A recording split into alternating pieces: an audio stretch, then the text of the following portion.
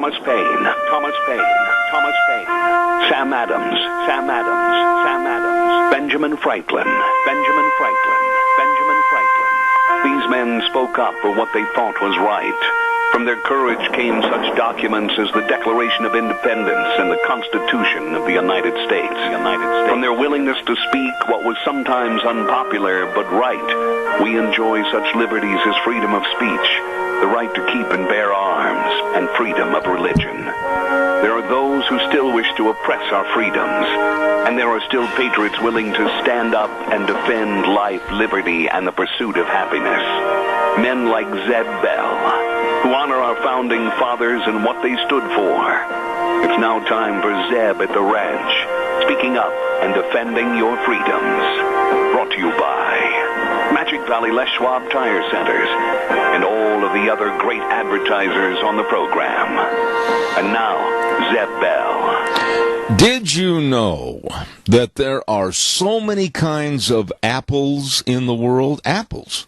That if you ate a new one every day, it would take over 20 years to try them all? Holy cow!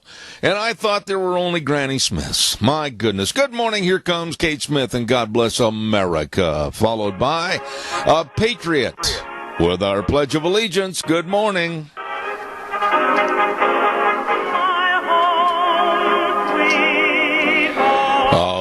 Good morning, good morning, good morning, Zeb at the Ranch, and welcome as we have a Tuesday all laid out in front of us, January the 10th. Zeb at the Ranch brought to you by, of course, our major sponsor, your Magic Valley Les Schwab Tire Centers, all 7 locations serving you, and, of course, some of our great advertisers like Western Waste Services, always at your disposal. Call them at 734-6969. And right now, without further ado, let's go with our Pledge of Allegiance. Good morning.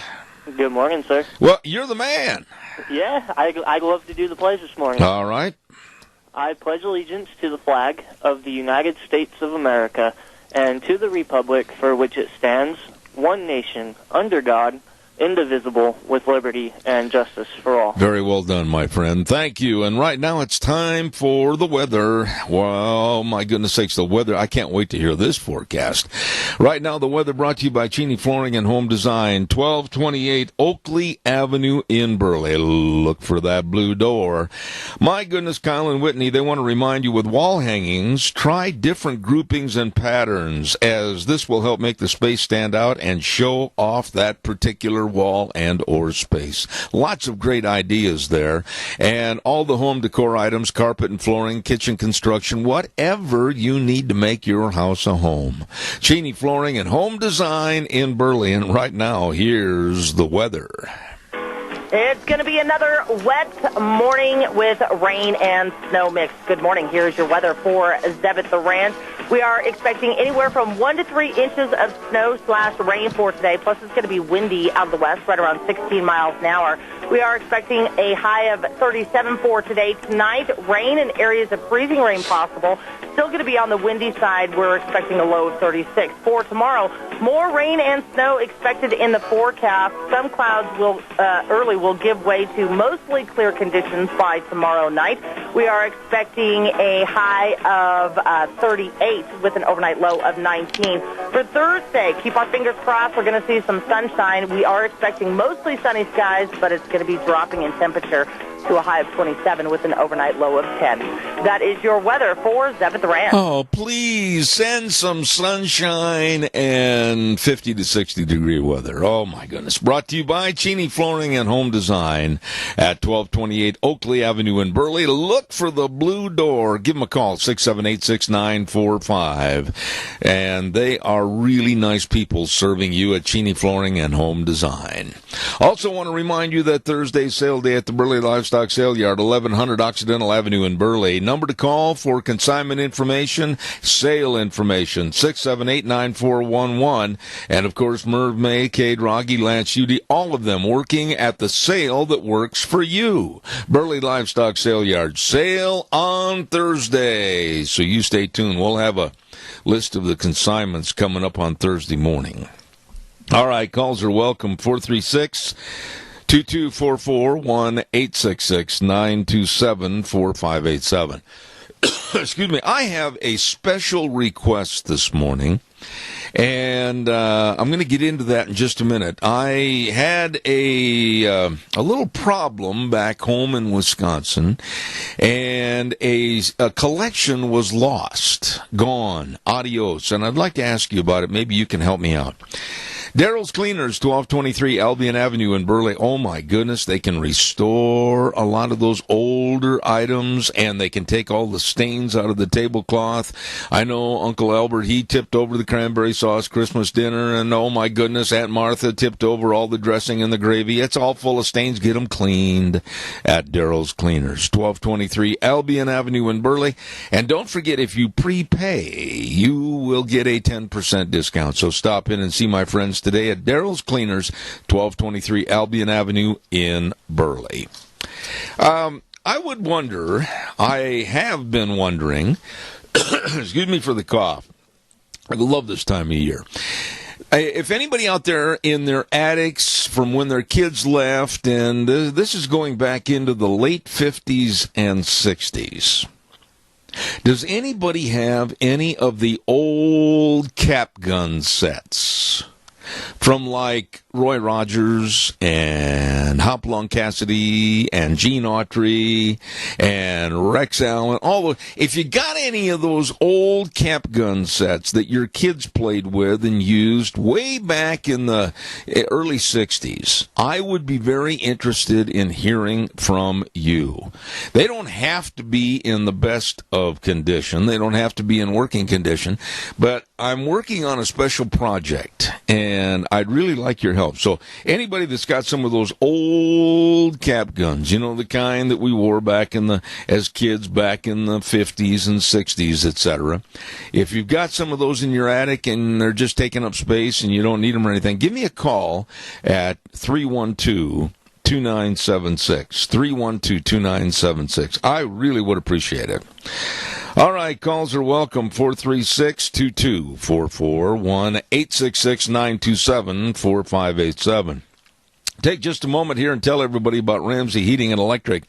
You heard the forecast. It's going to start dipping down again into the teens, so maybe you better stop by Ramsey Heating and Electric and check out all the furnace filters, and they can help you. So let your furnace run efficiently at Ramsey Heating and Electric, and they're open 7:30 to 5 Monday through Friday, and the number to call 678-0459. All your heating and electrical needs, and they'll have it waiting on the counter for you. So, my golly, get a hold of them today. Ramsey Heating and Electric, 2600 Overland Avenue in Burley, where they provide warm winters and cool summers. Okay, come on, rise and shine, give me a call. I'm going to do one more little commercial here, and then I want to talk to you a little bit about, wow, I was right. I got to pat myself on the back. Lately, I have not been a good prognosticator as to what's going to happen in sports or whatever, but I missed last night's prediction by 1 point. But there is a caveat to that, and I'll tell you why in just a moment. Don't forget our friends. Oh, I got to hang up the phone. Oh, yeah, there we go. I had that other phone line punched. Interesting. I didn't do that. Denny's Restaurant, 611 Overland and Burley, 291 Pole Line in Twin Falls. 2 locations for America's Diner right here for you to enjoy some absolutely delicious food. Oh, my goodness sakes. Denny's Restaurant. Try the red velvet pancake puppies with white chocolate chips and cream cheese on the side for dipping. Oh, man, that's heaven on earth. It's good. And all the meals, everything at Denny's Restaurant is absolutely delicious. And it is America's Diner. Stop in anytime and enjoy the menu and the really nice people. Denny's Restaurant, 611 Overland in Burley, America's Diner. You know what happened last night? I got to share this with you. I was very, very excited about the National Collegiate Championship last night, Alabama versus Clemson. Oh, man, I thought that was going to be a really good game. And I predicted on the program yesterday that Clemson would win by 3 points. Well, they won by 4. However, Going into the third quarter last night, yours truly fell asleep. And I missed the last-second touchdown for the win with Clemson over Alabama. It was 17-7 when I fell asleep. And what a comeback for Clemson, defeating the Alabama machine.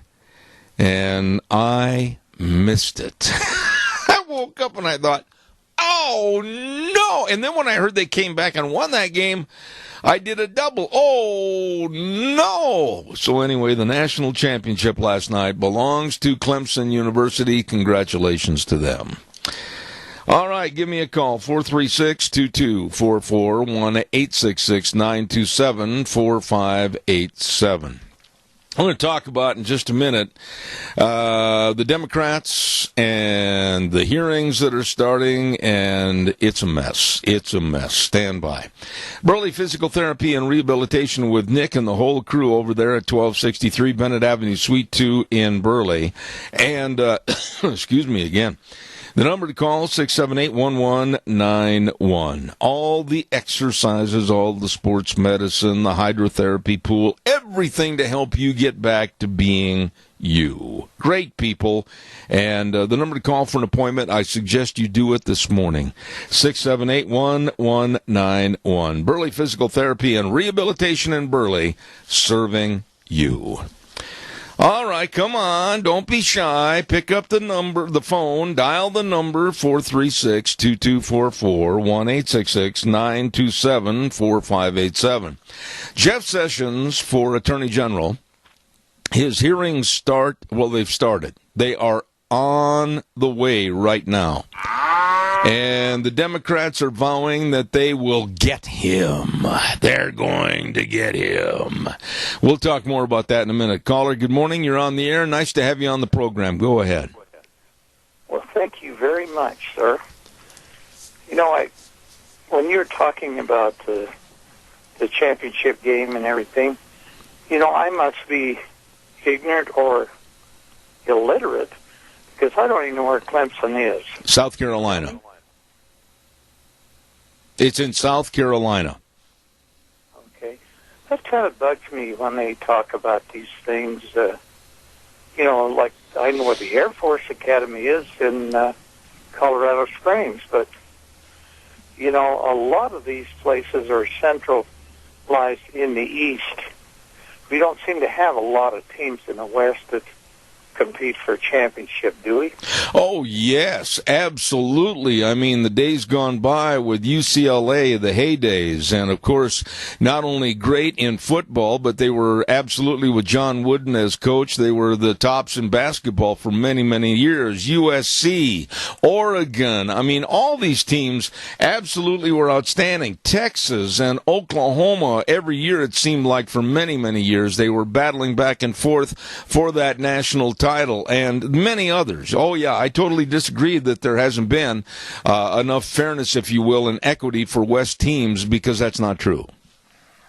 Well, you have my apology then, because I am illiterate. No, you're not illiterate. It's maybe not your thing. A lot of people don't like to follow that. I do. Yeah, and that's been your whole life, and that's why your program is what it is, because you pay attention. Well, I appreciate that, Keith, but, you know, on a show like this, you can't have tunnel vision just for, let's say, national politics. You can't just talk about sports. You can't just talk about isolated subjects all the time, because soon, very soon, you will not have a program. And so that's why, I'm going to brag a little bit, but it's not meant to be that way. I'm just telling you a fact. I try to study as much as I can every day on so many different diversified subjects, so that if you say something, I can chime in and be aware of it. Well, you know, my problem is that if I do pick a team, like right now, I'm in favor of Green Bay because of people like you and other friends that I have that are interested in this, and I become interested just because I want them to win. But I am not a good loser. And so I can remember when I used to follow the Utah Jazz. My children were younger, especially my boys. If they wanted something from me and the Jazz game was on, it all depends on which way it goes, whether they're going to approach me about something they want. Yeah. You know, and that shouldn't be that way, but if they won, they could get anything from old Dad. Yeah. There are some dyed-in-the-wool fans of many, many sports around the area, and many, many teams. I mean, Idaho Vandal fans, Boise State fans. You've got Seattle Seahawk fans, of which me as a Packer fan, I'm running up against them as we are in the midst of the playoffs. I mean, there's a lot. I love sports. It gives somebody an avenue of away from their daily drudgery, and they can converse with other people. I love sports for what it is. It's just a good way to have a release and enjoy something. Well, I used to really like the San Francisco 49ers. And Steve Young was there, and they were a winning combination. But now they got K.O. Pectate there to stir up the dang mess, and he is a disgrace to the human race. And this Sherman... that is the quarterback for Seattle, who thinks he's greater than the man above. I don't like those kind of teams. They need to represent all of the people, not make their personal feelings. Well, Richard Sherman is a defensive cornerback for the Seattle Seahawks and very outspoken. I agree with you, but you know what?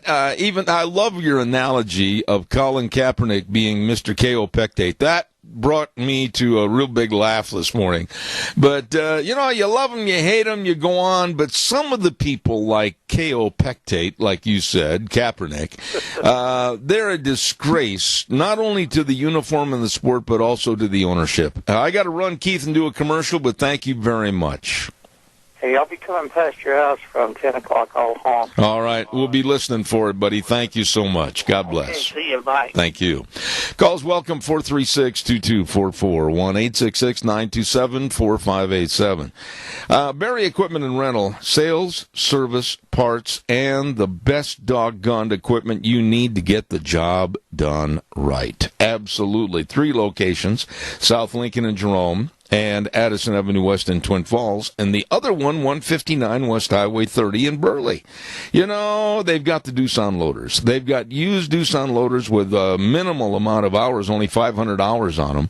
And boy, I mean, with all the mud, the slush, the snow, and the ice and everything else, you need a loader, they've got them right there at Barry Equipment and Rental. The equipment rentals, retail equipment sales at 3 locations, Jerome, Twin Falls, and 159 West Highway 30 in Burley. Barry Equipment and Rental. We're going to be talking to those guys, I think, on Thursday for our business salute, too. All right, give me a call, 436-2244, 1-866-927-4587. While I'm waiting for your call, I just got word yesterday that the Idaho Irrigation Equipment Show and Conference is going to be in Burley this week on Thursday the 12th. Yes, the Idaho Irrigation Equipment Show and Conference, showcasing the latest information in the irrigation industry. It's a free event, Thursday, January 12th from 8 in the morning to 4:30, and we're going to be talking to Tondi Clark about this on Thursday. And it's going to be at the Best Western Plus Burley Inn and Convention Center, 800 Overland in Burley. No registration is required, and they're going to have some outstanding irrigation classes to attend. That's coming up this Thursday at the Burley Best Western. Don't you miss it. The Idaho Irrigation Equipment Show and Conference. Excellent. All right, calls welcome, 436-2244, 1-866-927-4587. Give me a call if you would, please. Jeff Sessions is in the hearing right now for him to become, hopefully, the Attorney General. And the Democrats have vowed that they're going to get him. You know, I really am sick and tired of hearing the Democrats with a first-grade mentality and with other people like Democratic Cory Booker saying they're going to do all they can to disrupt and dissect this Trump administration. And I was listening to the news about 15, 20 minutes before I signed on this morning. And they had the protesters out there with the chants and all the placards and the ne'er-do-wells, you know. It's a sorry bunch of losers. I'll repeat this again. The Democratic Party now comprised of a sorry bunch of losers. You know, the Democrats calling for civil unrest. The Democrats calling for all these, on Inauguration Day, all these absolutely civil disobedient type things to happen. And Hollywood backing them up. Now, think back, please, 4 years, and then double it 8 years ago. I came out on this program and I said from the get-go with Donald Trump, and I've got the tapes to prove this, I despised the man and his ideology. I did not like him. I did not want him to be president, but never on my program, or for that matter, most all programs that are of a conservative leaning, did anybody call for violence? Did anybody call for disruption and all this mess that the Democrats are doing? I made a comment during the election campaign between Hillary and Trump that I could never stand a Hillary Clinton presidency. And I said I would do all I could to push for conservative values against her. I didn't say go out and cause violence. I didn't say go out and cause civil disobedience. What is the matter with these people? You know, Obama has been absolutely worthless. And I'll underline that word worthless, and I dare somebody to disagree with me, on racial relationships in this country. He has created a divide right now bigger than the Grand Canyon between races in the United States of America. And he was supposedly going to be the great unifier. Well, tonight, Obama is going to deliver his farewell, thank goodness, his farewell message from Chicago, his hometown. And you can bet your best pair of socks in the drawer it's going to be all about I did this, I did that, I created this, it's going to be just totally I. And really, when you come down to achievements, I just wish somebody would call this number, 436-2244, 1-866-927-4587, and tell me his achievements. Calls welcome, 436-2244, 1-866-927-4587. Want to remind you about Mount Harrison Audiology and Hearing Aids. Oh, my goodness sakes, this lady, Dr. Christine Pickup. I put an A on there, and I don't know why I did that. But you'd better give her a call and find out more about your hearing loss. And she sent me some information that says the best way to treat hearing loss is to meet it head on. Absolutely. Don't wait till it really develops into a major problem. Take care of it. All you have to do is call 312-0957. That number again, 312-0957. Mount Harrison Audiology and Hearing Aids, and they're located across from the Minidoka Hospital Emergency Room. Call today for an appointment. 312-0957. Caller, good morning. How are you?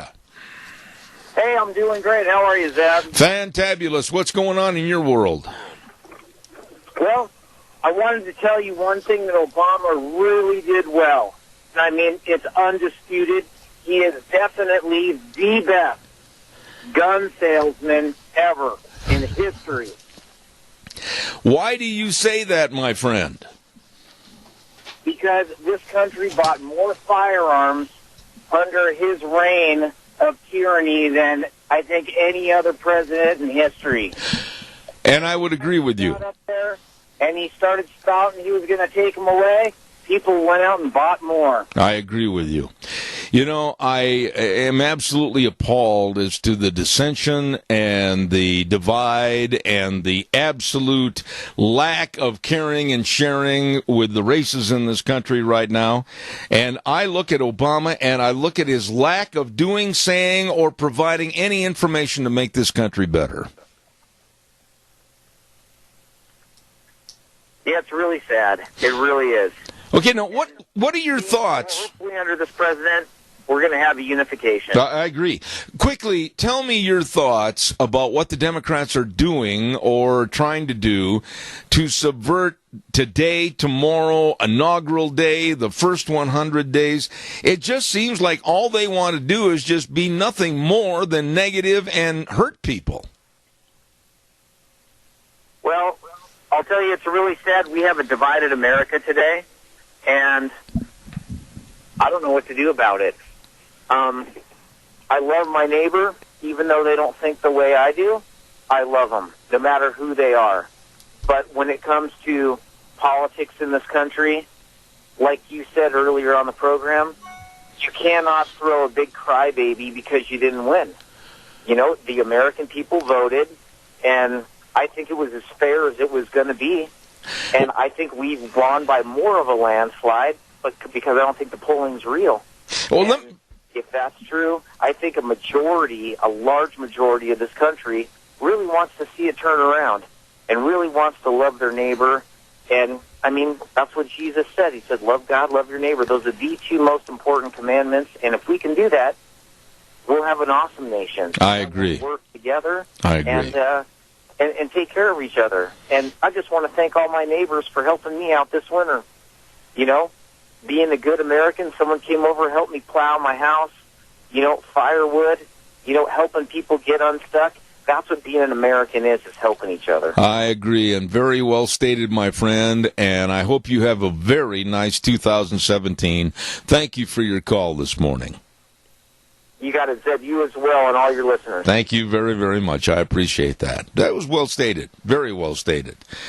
You know, I got to tell you, a story that correlates what I'm talking about happened to California Republican Duncan Hunter. And you've heard about this painting that is in the United States Capitol that portrays police as pigs. Yeah. Long story short, that this painting was put up in the nation's capital after one of the congressmen from the state of Missouri solicited ideas to have people paint about political problems and everything. Well, there was a painting, and I'm just giving a rough synopsis, so bear with me. There was a painting that showed the police as pigs holding guns, shooting people and everything. And this congressman took it upon himself to put that painting as the winning painting as to what was portrayed in Ferguson, Missouri, up in the United States Capitol. I mean, it's a sick, perverted painting. And Duncan Hunter from California, I got to give this guy a lot of kudos. He walked by that painting about 3 or 4 times and said, "Enough is enough." And he went over to that painting, didn't do anything destructive. He just lifted the painting off the wall in the United States Capitol, and he took it to the office of this Democratic congressman and left it in his office. But that's not the end of the story. Now it continues because the Democrats are going after Duncan Hunter from California for being a thief. I'm not making this stuff up. I heard it again this morning, followed the story a little bit, that maybe the police, the Capitol Police, are going to be making a trip to Duncan Hunter's office this morning and possibly arrest him for taking the painting off the wall, walking down the hall and putting it in the office of this other congressman And Duncan Hunter very blatantly, and I agree with him, said this is not the kind of painting that school children and people visiting our nation's capital need to see, portraying police as pigs. But because of what he did, in taking this painting off the wall, the Democrats want him arrested.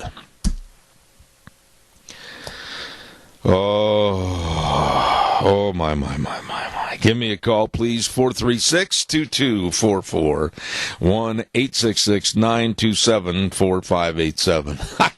A party of idiots, I'm telling you. Snake River Auto Body and Paint, 404 4th Avenue West in Twin Falls.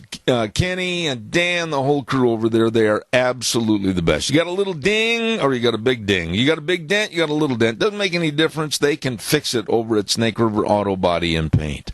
They accept all insurances, and they'll give you an estimate and get you scheduled for repairs so your four-wheeled wonder looks like it should. I've used them quite a few times. These people are the pros, the good guys at Snake River Auto Body and Paint, 404 4th Avenue West in Twin Falls. Number to call, 734-5790. All right, it's your turn, audience. Come on now. I've given you a lot of food to think about this morning. Give me a call, 436-2244, 1-866-927-4587. I'd like to hear what you have to say, so give me a jingle. Oh, by the way, one other remark as my phone is going off, and I can't possibly answer that right now, is, hold on, I got a brand new phone yesterday. My other one burned up, and so therefore I can't take that call. Anyhow, I have listened to thousands of renditions of our national anthem. Thousands. And as I've done certain events all across the United States and overseas, etc., and listened to our anthem, I've listened to various bands play the anthem. I've listened to, of course, various singers, singing groups, etc. And last night, in the beginning of the National Collegiate Championships between Clemson and Alabama, they had the country group called Little Big Town sing our national anthem. And I really don't know how many of you heard that, but honestly, there was no fancying it up. There wasn't any as this, well, we're going to turn the anthem into something that we like to do it this way over the other. This group did a phenomenal job with our national anthem last night.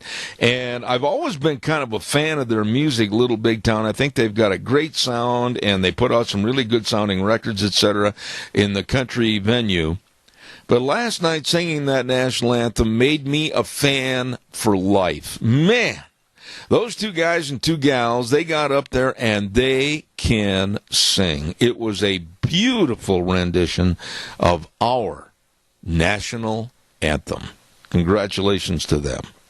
How about a call? 436-2244, 1-866-927-4587. I'd like to hear from you, so give me a jingle right now. Oh, and here's some other food for thought, for worry. You know, the Iran treaty, the John Kerry went over and negotiated on behalf of the Obama administration with Iran. It must really be a real nail-biter. It must really be a real tough treaty for Iran to adhere to. Oh, my, yes, it's so strict. Why, we've got them right where we want them. How did Russia end up, just in the last couple of days, end up shipping 130 tons of uranium to Iran? You know that this is not going to be used to elaborate their electricity program. And it makes you wonder about the catastrophic idiocy of the Obama administration and the so-called agreement. You know, you got to be really fearful about what the Obama administration did and said and received behind closed doors, and what was done and what wasn't done and what should have been done in the last 8 years. And when you hear that Russia, well, they're just openly shipping 130 tons of uranium to Iran, that is enough, according to the experts, to make 10 nuclear warhead missiles. It's a little bit disconcerting. Calls welcome, 436-2244, 1-866-927-4587. You know what I think? I think it'd be a great time this morning to the next caller. The next caller that calls in with an opinion about whatever we've talked about, I'm going to give them a Denny's $10 gift certificate at America's Diner. There, the door's open. Holy cow. Call 436-2244, 1-866-927-4587. Denny's restaurant gift card for $10 right now, the next person that calls. I'm in a very giving mood. 436-2244. I mean, $10, you can enjoy great food at Denny's. Come on. Give me a jingle, 436-2244. While I'm waiting for your call, oh, here it comes. I've got it. I was going to go do the weather, but I'll wait. Good morning, caller. You are now the winner. What's your name? Turn your radio off. Thank you. Turn your radio completely off. What's your name? Jay, I talked to you here the other day, Zeb. I was going to tell you about me personally, about your politics. I was born and raised, served 6 years in the service from the state of Idaho, Burley. Uh-huh. I went through so much after I got out, settled here. I went through so much terrorism that I moved to a state in the middle of the desert to get away from it. I'm back here now, and I can't wait to leave. I fought communism for 6 years. I fought disasters on the other side. And then we got run out. Boy, that's a lot of honor, ain't it? Well, what is your point? Now, what again was your name, sir? I didn't quite catch that when you started. Jay. Is that your first or last name, sir? First. Okay, and what's your last name?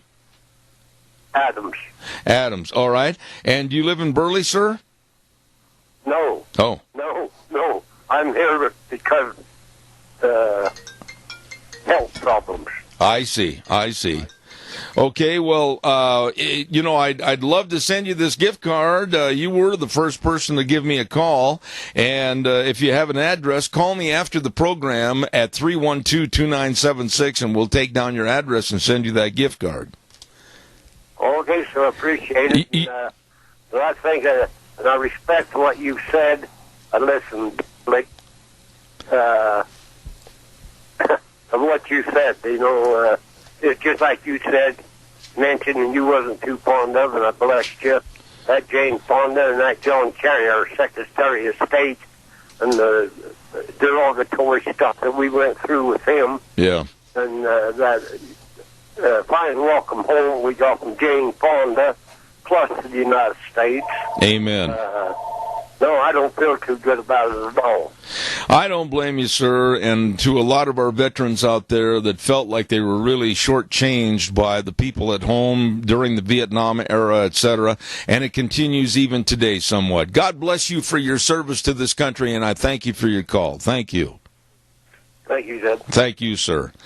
There's a lot. I've talked to a lot of my buddies that I went to high school and college with that served in Vietnam, and of course the same feeling. And then of course what's going on today with this still not proud to be an American attitude. It's just very repulsive. The Jane Fondas, and she's still around, and others. Look at the Sean Penns and all of Hollywood in general. Not all of them. I mean, you take some of the actors like Tom Selleck and people like, and I had his name on the tip of my tongue from yesterday. I was talking about him. He's a game show host, and all of a sudden his name left me. But very small percentage will speak out and be proud Americans. But unfortunately in Hollywood, the numbers are minuscule. Calls are welcome, 436-2244, as we talk a little bit about our weather, and then I'll take some more calls. Riverview Urgent Care at 382 North Overland and Burley, Twin Falls Urgent Care at 2392 Addison Avenue East in Twin, and Jerome Urgent Care at 133 West Avenue A in Jerome. Minor emergencies, major care. Oh, my goodness. I suggest you get a hold of them today. Stop in. Flu shot still available. You better get your flu shot with this wet, mucky, ucky weather. My goodness, yes. And they can take care of coughs, fevers, sinus infections, lacerations. Stop in today, you and your whole family. They're open 7 days a week. Right now, here's Gina with the weather. It's going to be another wet morning with rain and snow mix. Good morning. Here's your weather for Zebit the Ranch.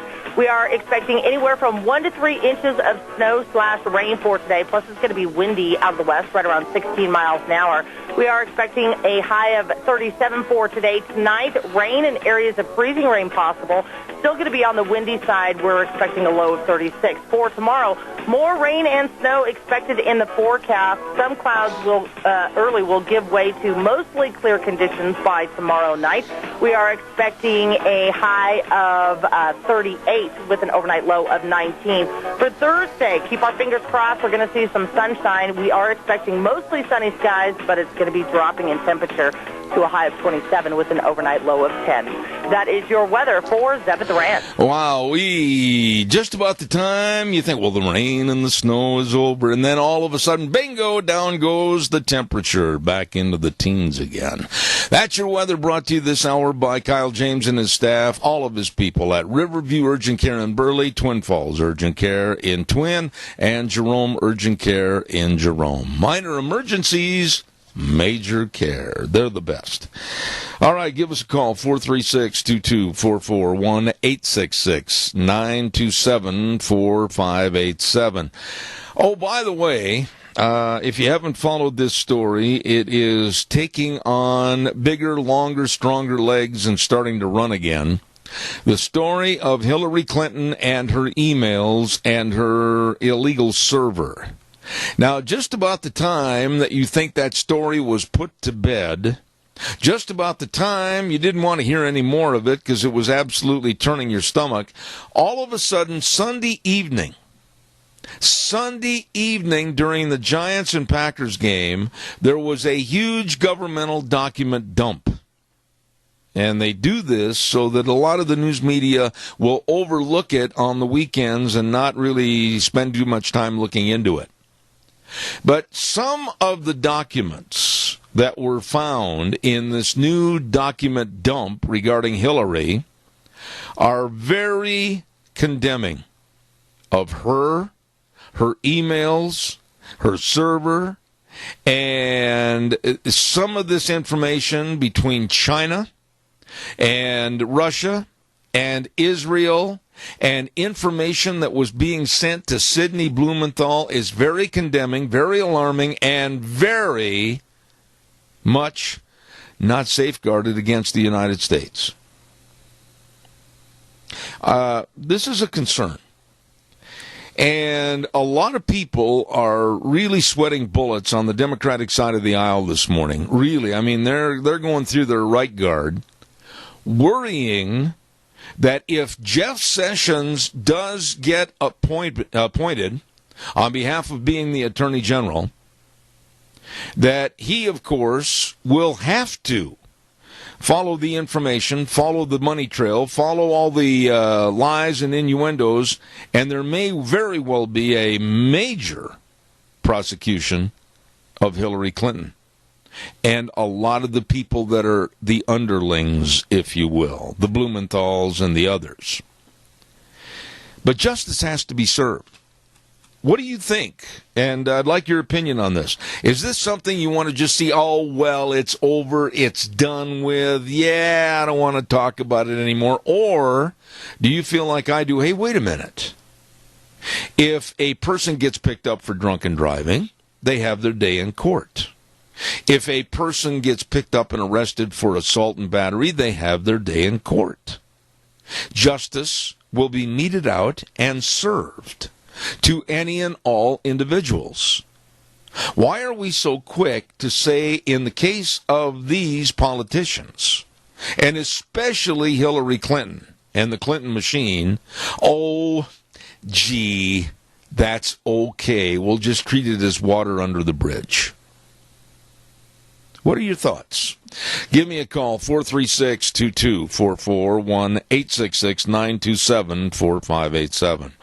Well, I'm waiting for your call that I just have a feeling that it's going to be buzzing in any minute. I'll tell you a little bit about our Magic Valley Les Schwab Tire Centers, all 7 locations serving you. My goodness, they've got all the traction tires. They've got all the snow tires. They've got all the ice tires. They've got everything over there for your car, pickup, SUV, you name it. And don't hesitate. Just get into any one of the 7 locations this morning.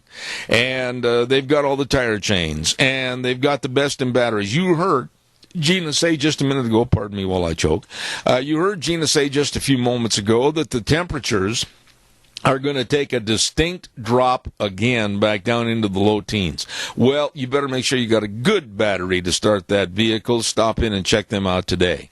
Lane and Rupert, Dave on Blue Lakes and Twin, Mike and Buell, Mike and Jerome, the Twist family in Paul, Daniel on Poline in Twin Falls, and my buddy Randy on Overland in Burley. They are the best. Your Magic Valley Les Schwab Tire Centers. You stop in and see them today. All right, come on, give me a jingle. Kind of a slow Tuesday today. And the number 436-2244, 1-866-927-4587. I got something I need to ask you about because it just irritates me. With all the people in our country, I'm not talking about the world, I'm talking here in our country, that need surgeries that are very, very demanding for their possible continuance of life. Heart surgeries, kidney surgeries, cancer surgeries, whatever it might be. Why then are we allowing this transgender man that wants to become a full-fledged woman to sue a major hospital in New Jersey because they, being a Catholic hospital, did not want to, nor did they want to go against their personal intentions and vows and their religion of not being involved with transgender operations. Oh, yeah, he's going to sue them. Oh, he's going to go after them. And any and all monies that are possibly awarded him in this frivolous, stupid court case, money that could and should help others with real needs. If I sound like I'm being really negative against the transgenders in our society, I am. They comprise far, far less than 0.3% of our population, but we are caving to their demands. And this is absolutely changing God's will. And I absolutely stand tall and proud for these hospitals and churches and anything else that are against this lifestyle. They're not trying to condemn it. They're not coming out and doing anything to harass these people or whatever. They just said that because of their religion, because of their morality, they do not want to be involved in that kind of a surgical operation, and so they said no. And there are other hospitals that would give this person the surgery. But no, out of spite, he wants to go after this hospital. He wants to go after monetary damages. And he wants to demand that this hospital perform that surgery. It's an in-your-face, I'm going to get you attitude. And we are catering to less than 0.3% of our population. And they're telling us what to do with our morality and our religion. And I think it's absolutely wrong. Okay, what do we got coming up next hour? Very interesting discussion with Frosty Woldridge. He has just written an absolute interesting piece called The Perfect Storm. Descending Upon America, and that, of course, with illegal immigration. And then also another piece that he'd written in his Damaging Legacy Upon America, Barack Obama. So we're going to try to get into both of those subjects with him. Then at 9:30, we have a great gentleman with the Energy in Depth operation back in Washington, D.C., Seth Whitehead. Dr. History will be here at 10:06 this morning. And then at 10:32, a gentleman that I've had on my program about twice before, and I really enjoy him. He's got a great book out, too. Dr. Andrew Jacobs. He's a sports psychologist, and we're going to be talking to him about the environment of sports and athletes today and why they are so much more pampered prima donnas than they used to be in the past. All of that coming up on Zeb at the Ranch, but right now we got to make room for CBS News to come in, and you'll hear about the Jeff Sessions hearing for Attorney General. You'll hear all kinds of stuff. We'll be back in about 7 minutes. Don't go away.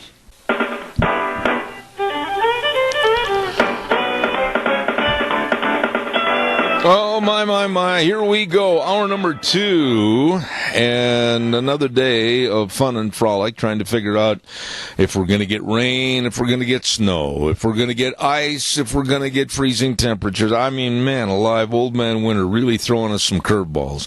Hey, Zeb at the Ranch, I'm Zeb Bell, and our major sponsor, your Magic Valley Les Schwab Tire Centers, all 7 locations serving you, along with some of our great advertisers like Western Waste Services. From the canyons of the Snake River and all across southern Idaho, we're always at your disposal. Western Waste Services, we care about our community, our resources, and this great land. Western Waste Services is lending a hand, always at your disposal. Western Waste Services, always at your disposal. And don't forget, they got the dumpsters in various sizes. And I know a lot of you after Christmas, what are we going to do with all this stuff? The attic is crammed full. The upstairs, my goodness, we got to throw away. Well, then get a dumpster from Western Waste Services. They've got them in various sizes. Bring one out, fill it up, get rid of it. Absolutely. They are there to please you. Always at your disposal. 734-6969. Western Waste Services. You get a hold of them today. Hey, by the way, too, I want to brag, and I mean this. They are really nice people, and they do a wonderful job with animals. Ark Animal Hospital at 750 21st Street in Heyburn. Number to call, write it on the refrigerator or the dash of your pickup, 678-1177. That number again, 678-1177. Warm hearts for cold noses. Yep, a mixed animal practice, meaning big or small. They love them all. They do, Dr. Bill, Dr. Liz, the whole crew. These are nice people. So please get a hold of them today. Ark Animal Hospital in Heyburn, 678-1177. And real quick, there is going to be an outstanding, and I mean this, outstanding irrigation show going on this week on Thursday at the Burley Best Western Inn. It's the Idaho Irrigation Equipment Show and Conference, showcasing the latest information in the irrigation industry. It's going to be free.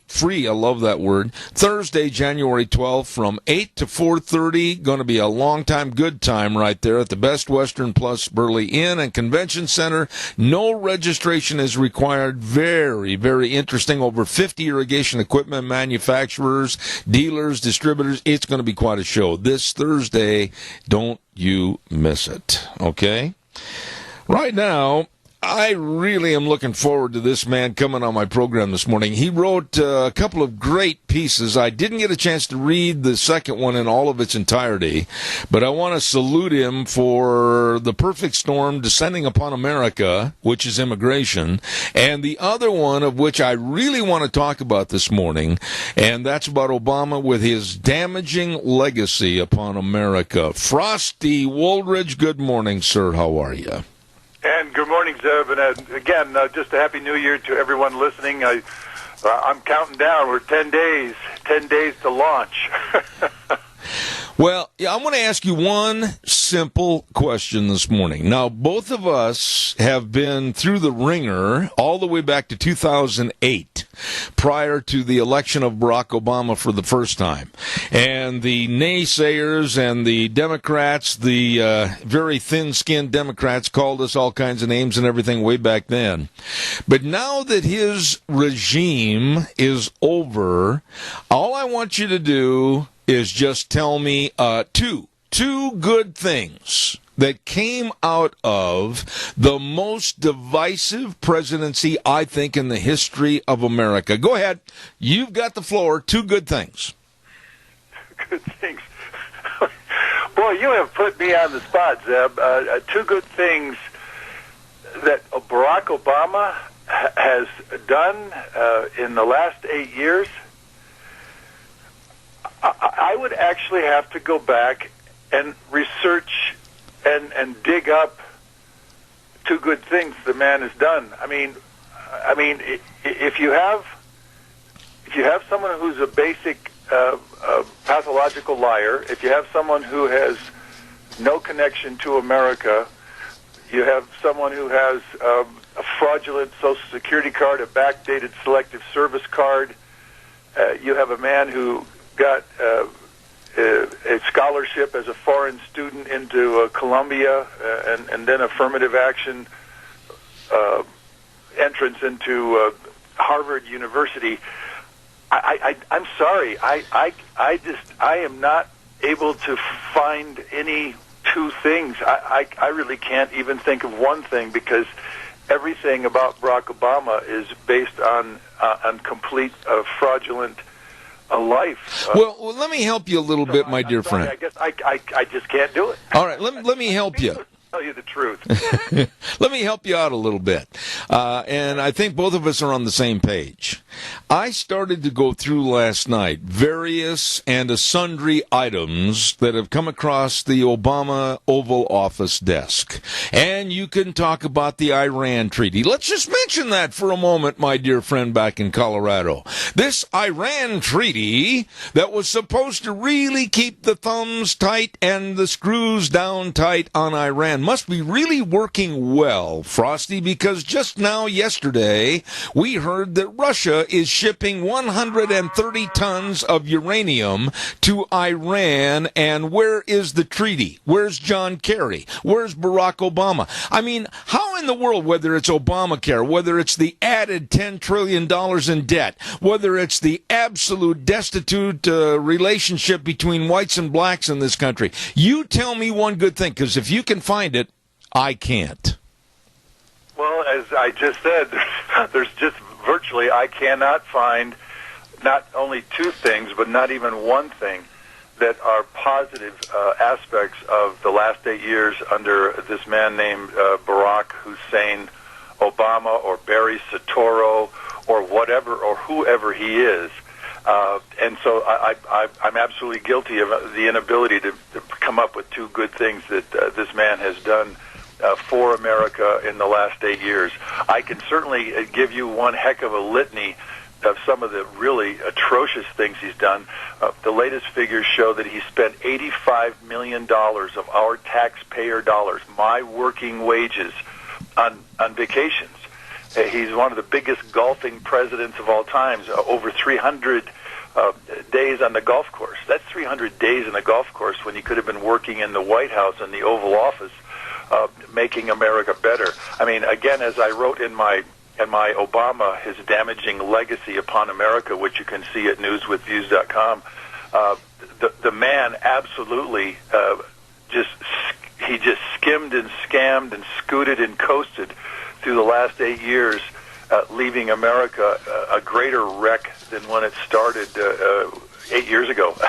That's where I am, and that's why I say I'm pretty speechless as far as finding out two good things that he's done. Well, he has been the engineer of a train wreck. And quite frankly, I'm going to talk more about that with you. But here's a caller. Caller, I'm sorry to keep you waiting, but quickly, go with your question, please. Oh, no, I have two good reasons that things that Obama did. Oh. He taught us not to vote for color, and he taught us not to vote for Democrats. Okay. Thank you, caller. I appreciate it. And I don't feel that way, though. I'll tell you something, Frosty. I actually, I said we're in the back of, at the end of my column that I wrote, I said, in the future, Americans, Obama provides a historical lesson of enormous proportions. We must vote men and women into office who merit our trust by their actions and proven talents. We cannot continue affirmative action within the halls of Congress and or, of course, the White House. So I think that pretty much sums up what the caller just said, and I would have to agree. I don't ever want to see somebody who is totally unqualified, totally incapable, and has proven it for 8 years that they absolutely did nothing with the most powerful office in the land, in the world, and 8 years later, they're strutting out with a going away speech that rings so hollow because they have left this country in a train wreck. There's no question. Yeah, but let's may be one of the worst 5 presidents, if not the worst president in U.S. history. Oh, I totally agree.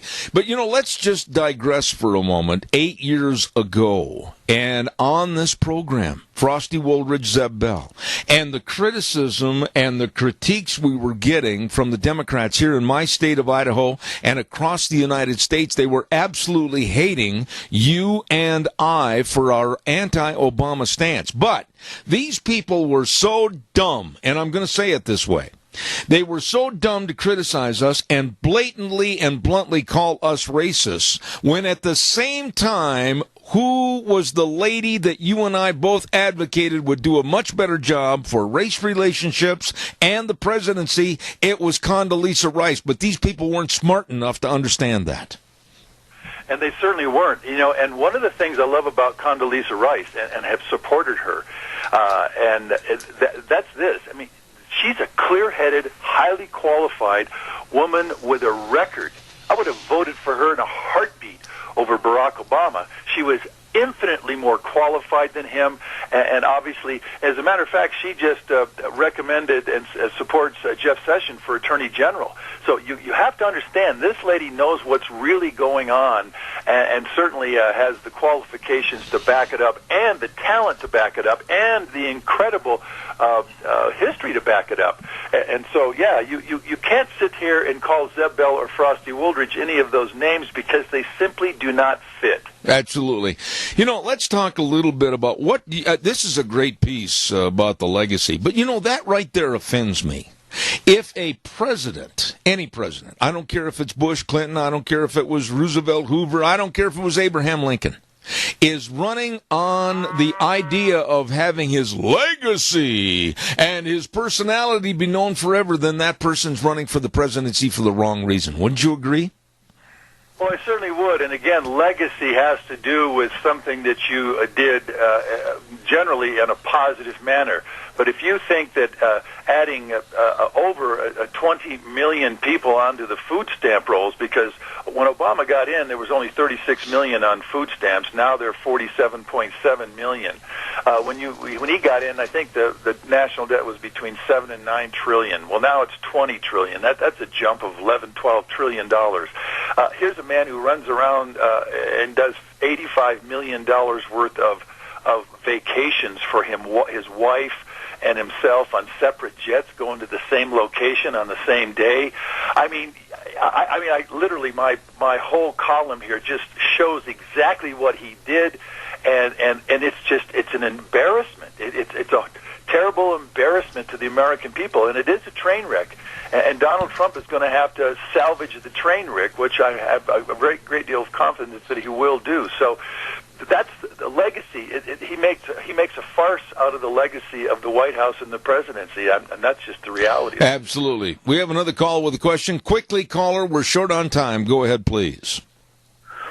Yeah, well, we've had the Manchurian candidate in there, somebody who wasn't even qualified to be president, as he wasn't an American citizen, came in as a foreign student. And, I'd like Frosty to comment about that. He's got a Social Security number issued out of Connecticut. His so-called birth certificate out of Hawaii is a total fraud, as Jerome Corsi has pointed out, and many others. I'd like Frosty to comment about that.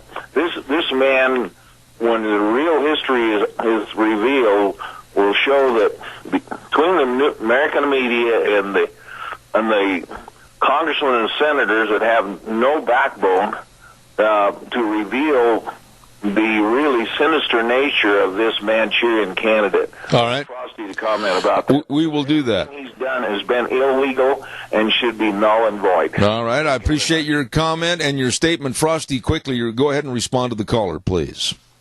Just completely echo exactly what the caller said. The fact is, the history books and the historians are going to have a field day once we unseal those sealed records from the Freedom of Information Act. He won't be able to keep those records sealed. His 042 Connecticut Social Security card will be found to be completely. It was given to a man who has already died that never pulled any of the Social Security out of it. That's why his grandmother who raised him, stole that number out of the Social Security Department where she worked, and because there was no way to get him a valid Social Security number because he didn't have a valid birth certificate. That will all come out.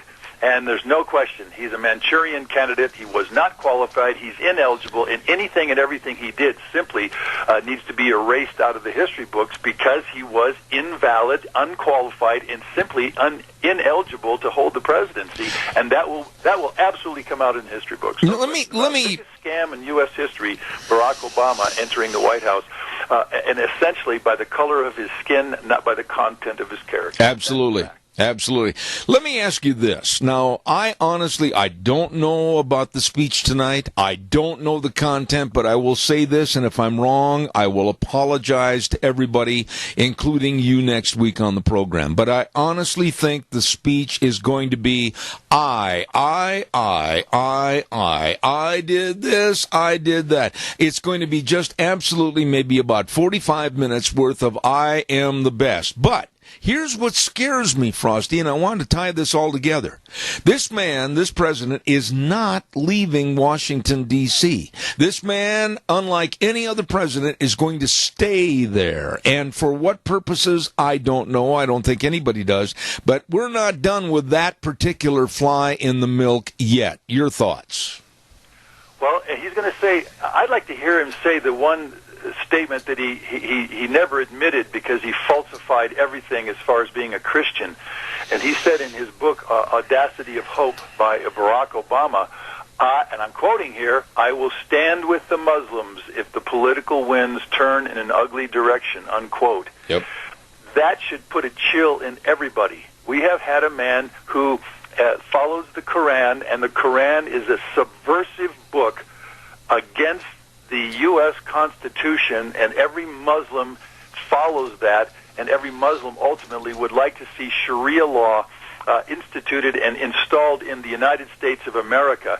And so that man right there is really not only the Manchurian candidate, but he is one of the jihadis, if you will, whether you call it soft jihad or hard jihad or violent jihad.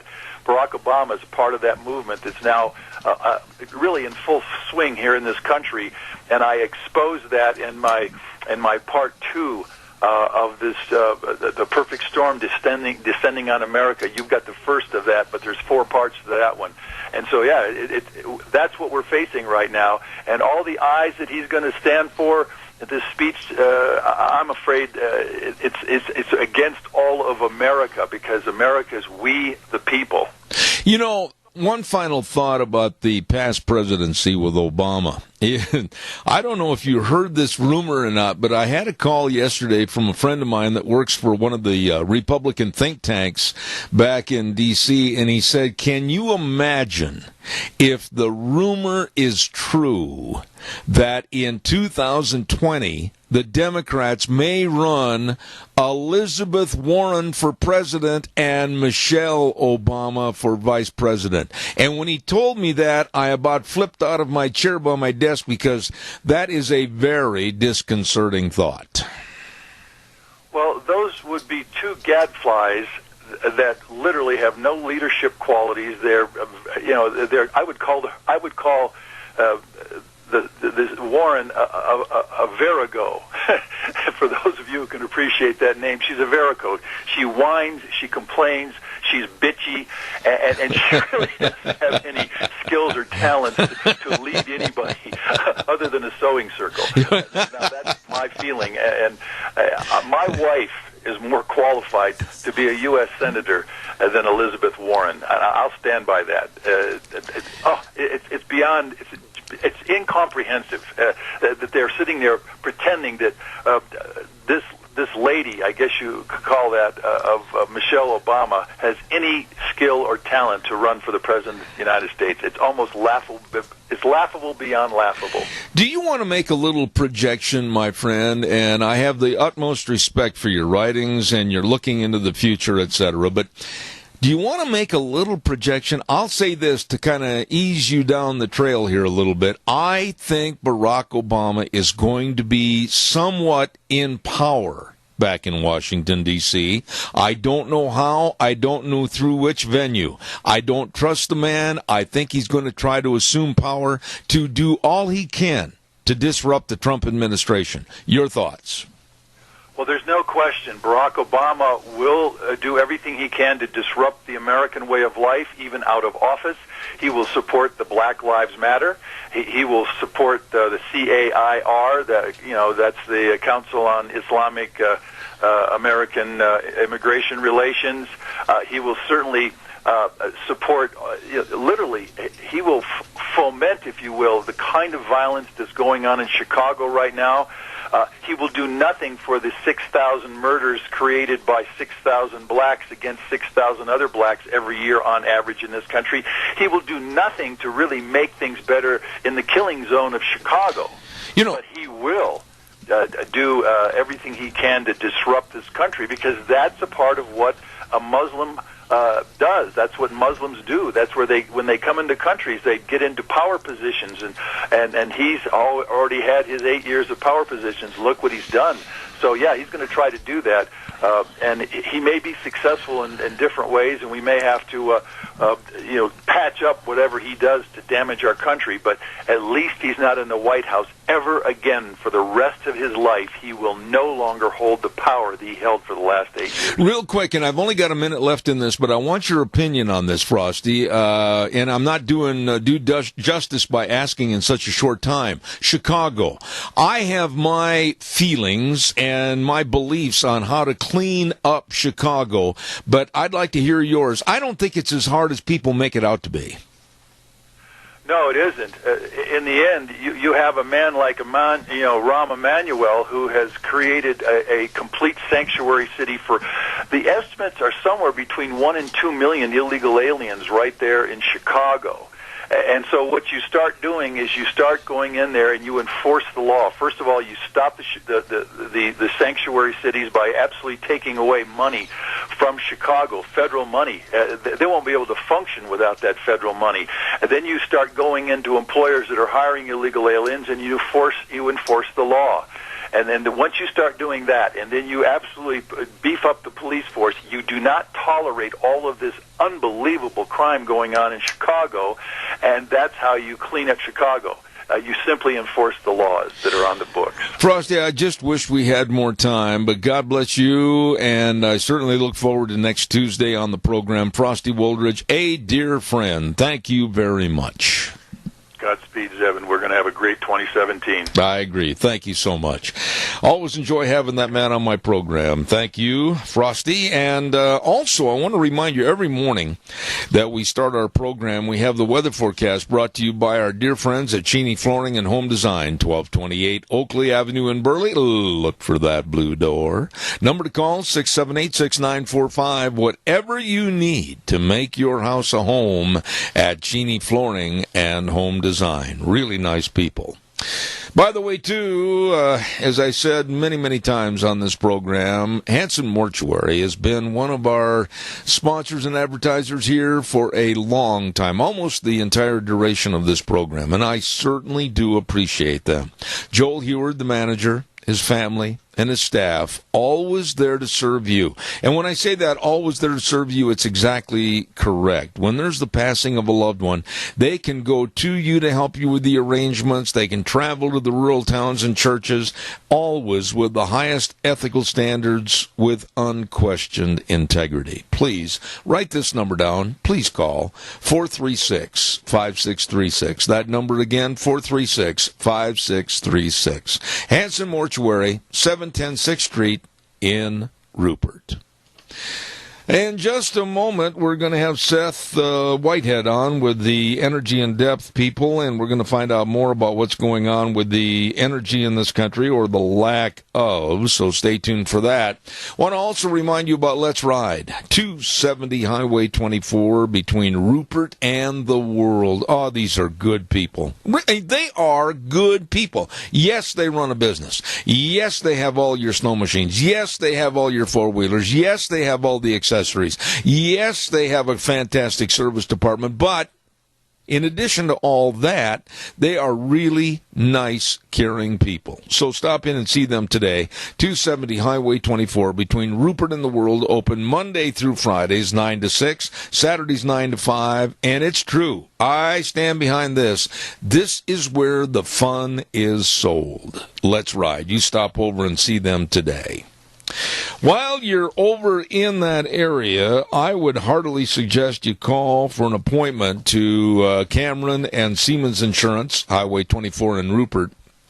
Life insurance, check mark. Health insurance, check mark. Retirement planning, check mark. Employee benefits, check mark. Oh, wait a minute, you can't make the check marks because you haven't done that? Well, you'd better make sure you're covered and protected. You get a hold of them today. Cameron and Siemens Insurance, Highway 24 in Rupert. The number to call, the folks that are dedicated and very responsive to your needs, 436-4424. That number again, 436-4424. Cameron and Siemens Insurance. Really good people. All right, let's go to the phone line right now. And I got to confess to this man, I did not get the information that we're going to be talking about this morning, so I'm going to be flying by the seat of my pants. And I say good morning with the Energy in Depth folks back east. Seth Whitehead, how are you, sir? I'm doing great. How are you? Not too bad. Seth, you're going to have to bail me out of a corner here this morning because I didn't get the information that we're going to talk about, so I'm just going to kind of hand the football to you. You're going to run off tackle and make 10 yards. Tell me what we're going to discuss this morning. All right. Well, I'm sure that your listeners are all aware of the intelligence report that was released on Friday and got all the media coverage, linking Russia to interfering with the U.S. elections.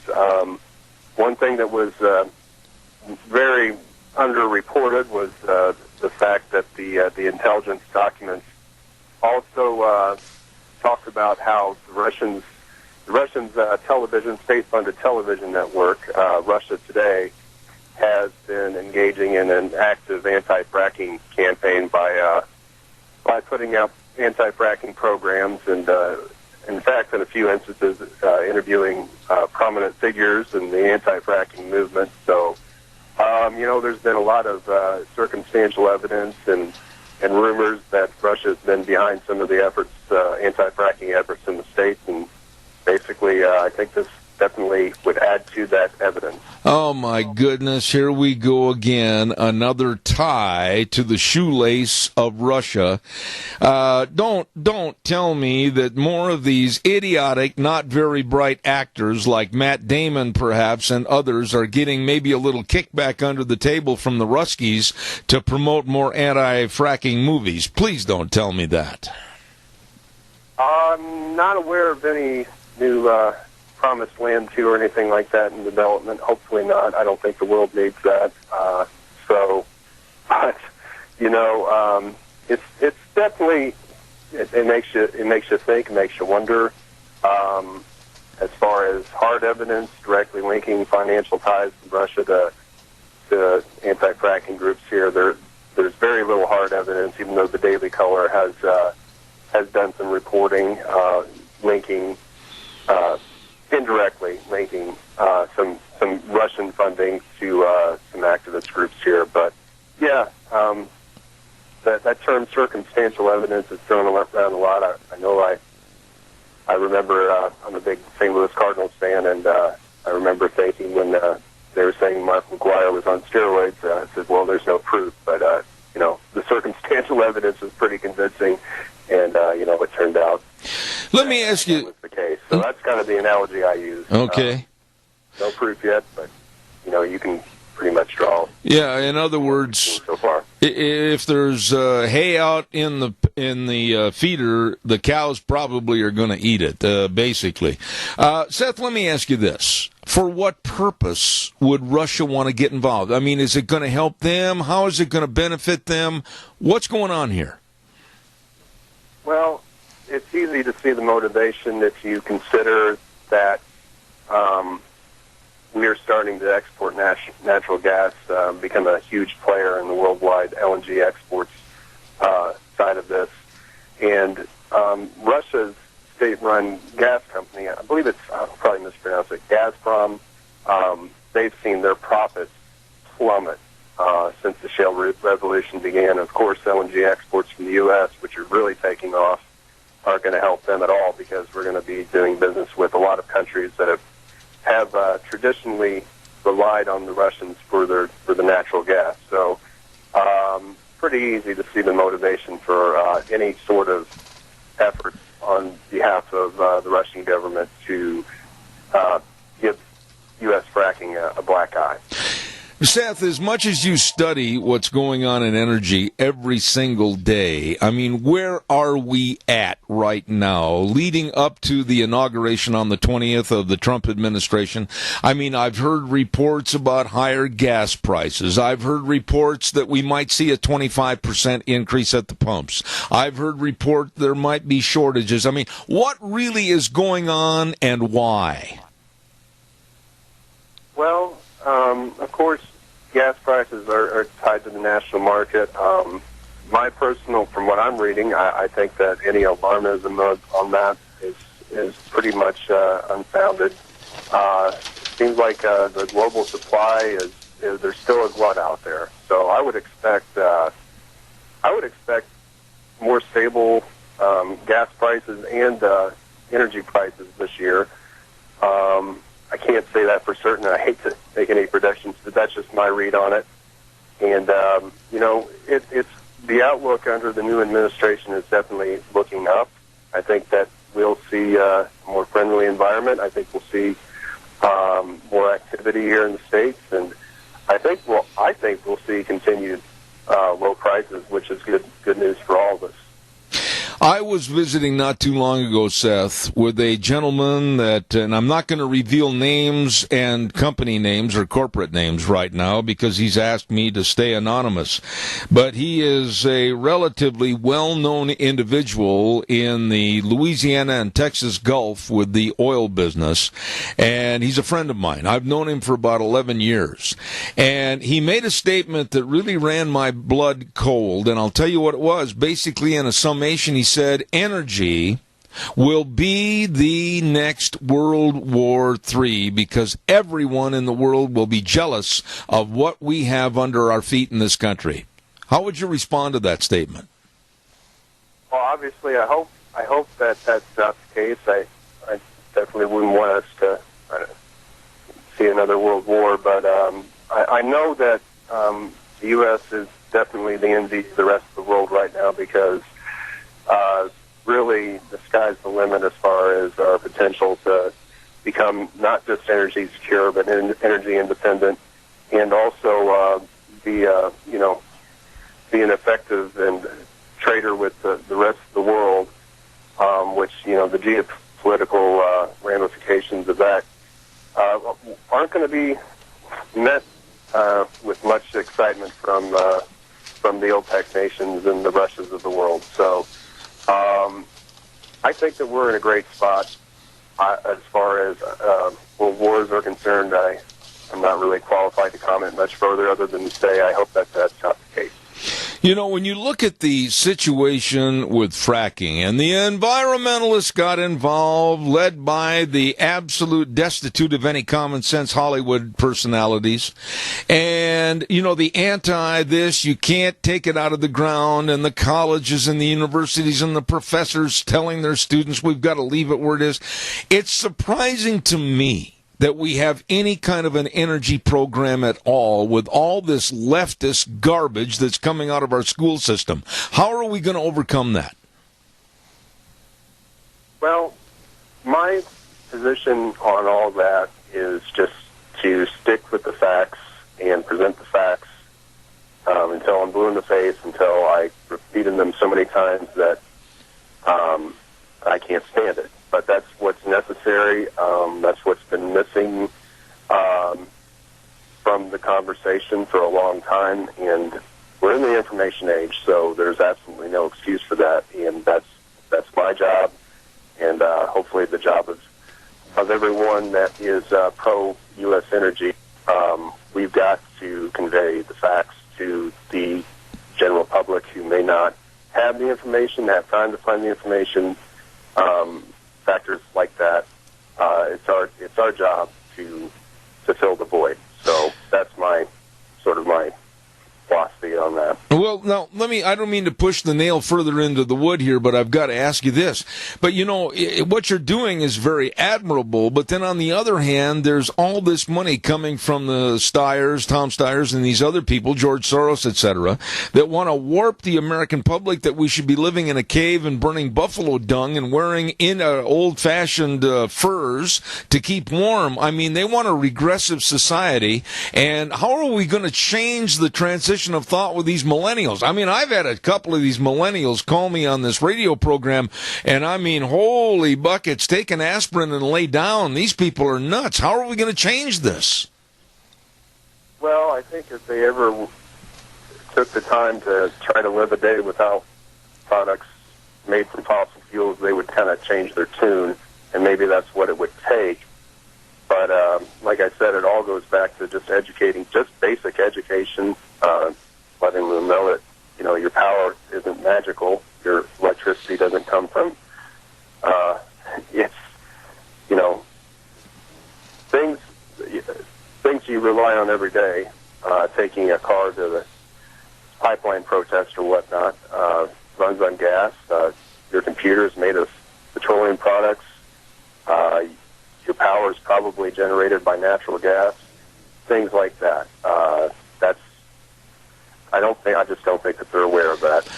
And maybe, like I said, if they had to live without these things for a few days, that they would come around. So hopefully that won't be the case down the road, but that would definitely change a few minds, I'm sure. With the people that are now involved with the Trump administration and the ideas and the goals and the aspirations that you're hearing from what they want to do with the Trump administration, what are your thoughts for the next 4 years with the development of new energy sources, the enhancement of certain things? What are you hearing? Well, I'm hearing that you know, he is going to do everything that he can to make the environment to develop especially our public lands much easier than what the previous administration has done. So I think that we will see this, and it remains to be seen. But just based on what I've read and what I've heard, that we will have a chance to reach our potential energy-wise in this country, which is very exciting. You know, on behalf of your office and what you do, the Energy in Depth folks, why don't you quickly, in the time remaining, give us kind of an explanation of what does it mean, Energy in Depth? What do you do daily? I mean, what are you involved in? Our primary focus is education and media outreach. If we see something in the media that is just dead wrong, we try our best to set the record straight through directly contacting the media outlet, the reporter. Also, you know, we have the Energy in Depth blog blog, energyindepth.org, and we just try to get the this is a platform, energyindepth.org, for information about the oil and gas industry that may otherwise not see the light of day. And also on the website, a big focus of ours is if there is junk science and whatnot that is out there, we directly debunk the claims that are made and set the record straight. Basically, what Energy in Depth has tried and I feel been successful in doing is been a voice for the industry to set the record straight of some of the outright lies that have been tossed out left and right in the last 10 years. So basically, you work with and for and against a lot of members in the media, be it CNN, MSNBC, NBC, whomever, and basically try to right the wrongs that they're trying to tell the public. Is that correct? Oh, yeah, and that's, the other side of the debate, they will throw out, well, you're being funded by the industry and you're, just a puppet. But my counter to that is if the industry has every right to set the record straight and to get the facts out there, and it's absolutely essential in the current environment. So I think that when people throw that insult at me or other my colleagues, they're basically saying that you guys are effective and we wish you'd go away. Well, we absolutely feel that this is necessary to set the record straight and help people understand the facts about energy development. Is there a website, Seth, that people can go to find out more about Energy in Depth or follow some of the works that you're involved in? I mean, tell us a little bit about that. Sure thing. You can visit energyindepth.org, and we also have a Facebook and Twitter handle. So be sure to check those out, and we just have all sorts of really good information there, and a lot of stuff to counter those keep it in the ground types if you happen to run into those folks out on the street. All right. Well, I want to tell you how much I appreciate your coming on the program. Very straightforward. Seth Whitehead with Energy in Depth. Thank you so much. God bless, and we'll call you back and have you in the future. Thank you very much. I appreciate it. Thank you. Have a good day. You too, sir. Thank you. Very interesting young man talking about energy in this country, a straightforward approach about energy. Thank you, Seth Whitehead. Holy cow, it's time for the weather, and the weather brought to you by Pope Phillips, Oaks, Goodwin and Company, CPAs. Yeah, I know. It's that time of the year. It's tax time. Oh, boy. Have you mailed out those 1099s yet? Well, you'd better get that taken care of. Got to go out this month. Well, you get a hold of them today. Pope Phillips, Oaks, Goodwin and Company, CPAs, for your tax return preparation, tax planning, bookkeeping services, retirement planning. They've got two offices serving you, and 1710 Overland Avenue in Burley and 625th Street in Rupert. You'd better believe it. Don't waste a moment. Call them today. Curtis Pope, Todd Phillips, Rob Oaks, Mitch Goodwin, and Lyden Crane at Pope Phillips, Oaks, Goodwin and Company, CPAs, and they bring you the weather. It's going to be another wet morning with rain and snow mix. Good morning. Here's your weather for Zebeth the Ranch. We are expecting anywhere from 1 to 3 inches of snow/rain for today. Plus, it's going to be windy out of the west, right around 16 miles an hour. We are expecting a high of 37 for today. Tonight, rain and areas of freezing rain possible. Still going to be on the windy side. We're expecting a low of 36. For tomorrow, more rain and snow expected in the forecast. Some clouds will give way to mostly clear conditions by tomorrow night. We are expecting a high of 38 with an overnight low of 19. For Thursday, keep our fingers crossed. We're going to see some sunshine. We are expecting mostly sunny skies, but it's going to be dropping in temperature to a high of 27 with an overnight low of 10. That is your weather for Zebeth the Ranch. She does. I don't think Gina gets the praise that she deserves. I mean, she puts together a very good weather forecast. Thank you, Gina. Brought to you by Pope Phillips, Oaks, Goodwin, and Company CPAs. Yes, they've been providing accounting services to the Mini-Cash area for well beyond 50 years. They are the best. Get a hold of them today. Pope Phillips, Oaks, Goodwin, and Company CPAs. You know what? Now, come on. All morning long I've asked you for phone calls. Well, we've had a few here and there. But come on, I've got about 10 minutes left here where we can kind of share your opinions on things. We can talk about what your thoughts are tonight Obama's going to say in his farewell speech. Or we can talk about anything that's pressing in the news right now. But give me a call at 436-2244, 1-866-927-4587. Give me a jingle. I'd love to hear what you have to say. Some of our old standards haven't called in today, and my goodness sakes, I'm worried about them. So give me a jingle and let me know you're all right. I put out a plea a little bit ago this morning, and I'm really serious about this. Maybe up in your attic or out in a box in your garage or whatever, from way back in the 50s and 60s, you might have some old cap gun sets. Hold on, caller. I'll be right there.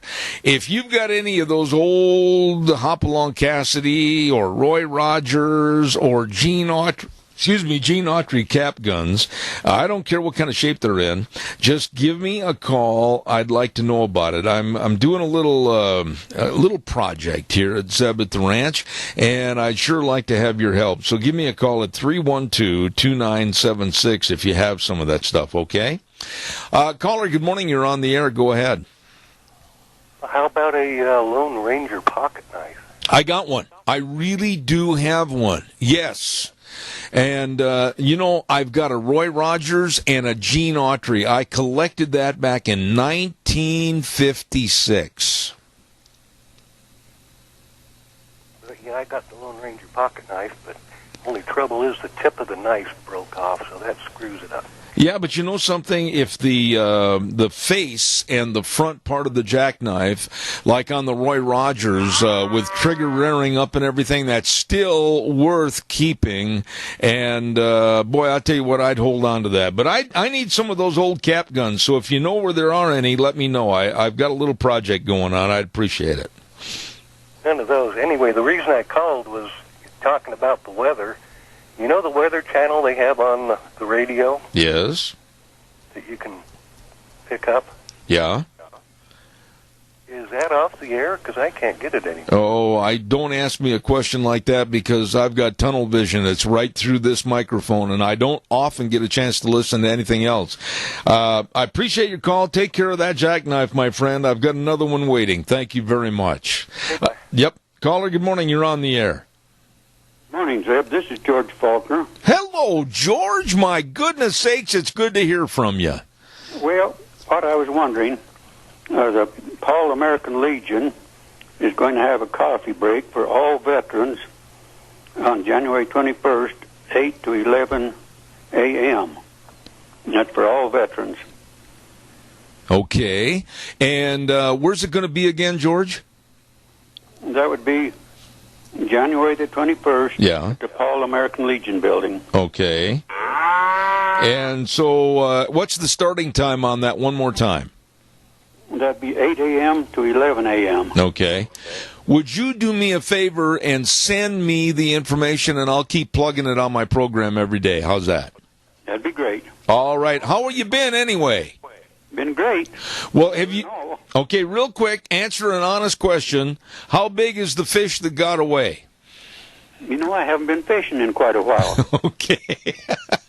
All right, George. God bless you, man. Best of everything to you. Thank you. Thank you. All right, sir. I hope he sends me that information. Thank you, George. I appreciate it. Caller, good morning. You're on the air. Talk to me, caller. You're on the air. Wheels, do we have anybody on that line? Please let me know. There should be, sir. Give me 1 second. All right. He's going to kind of wake them up a little bit and see if they're on that line. Once again, we'll say good morning. You're on the air.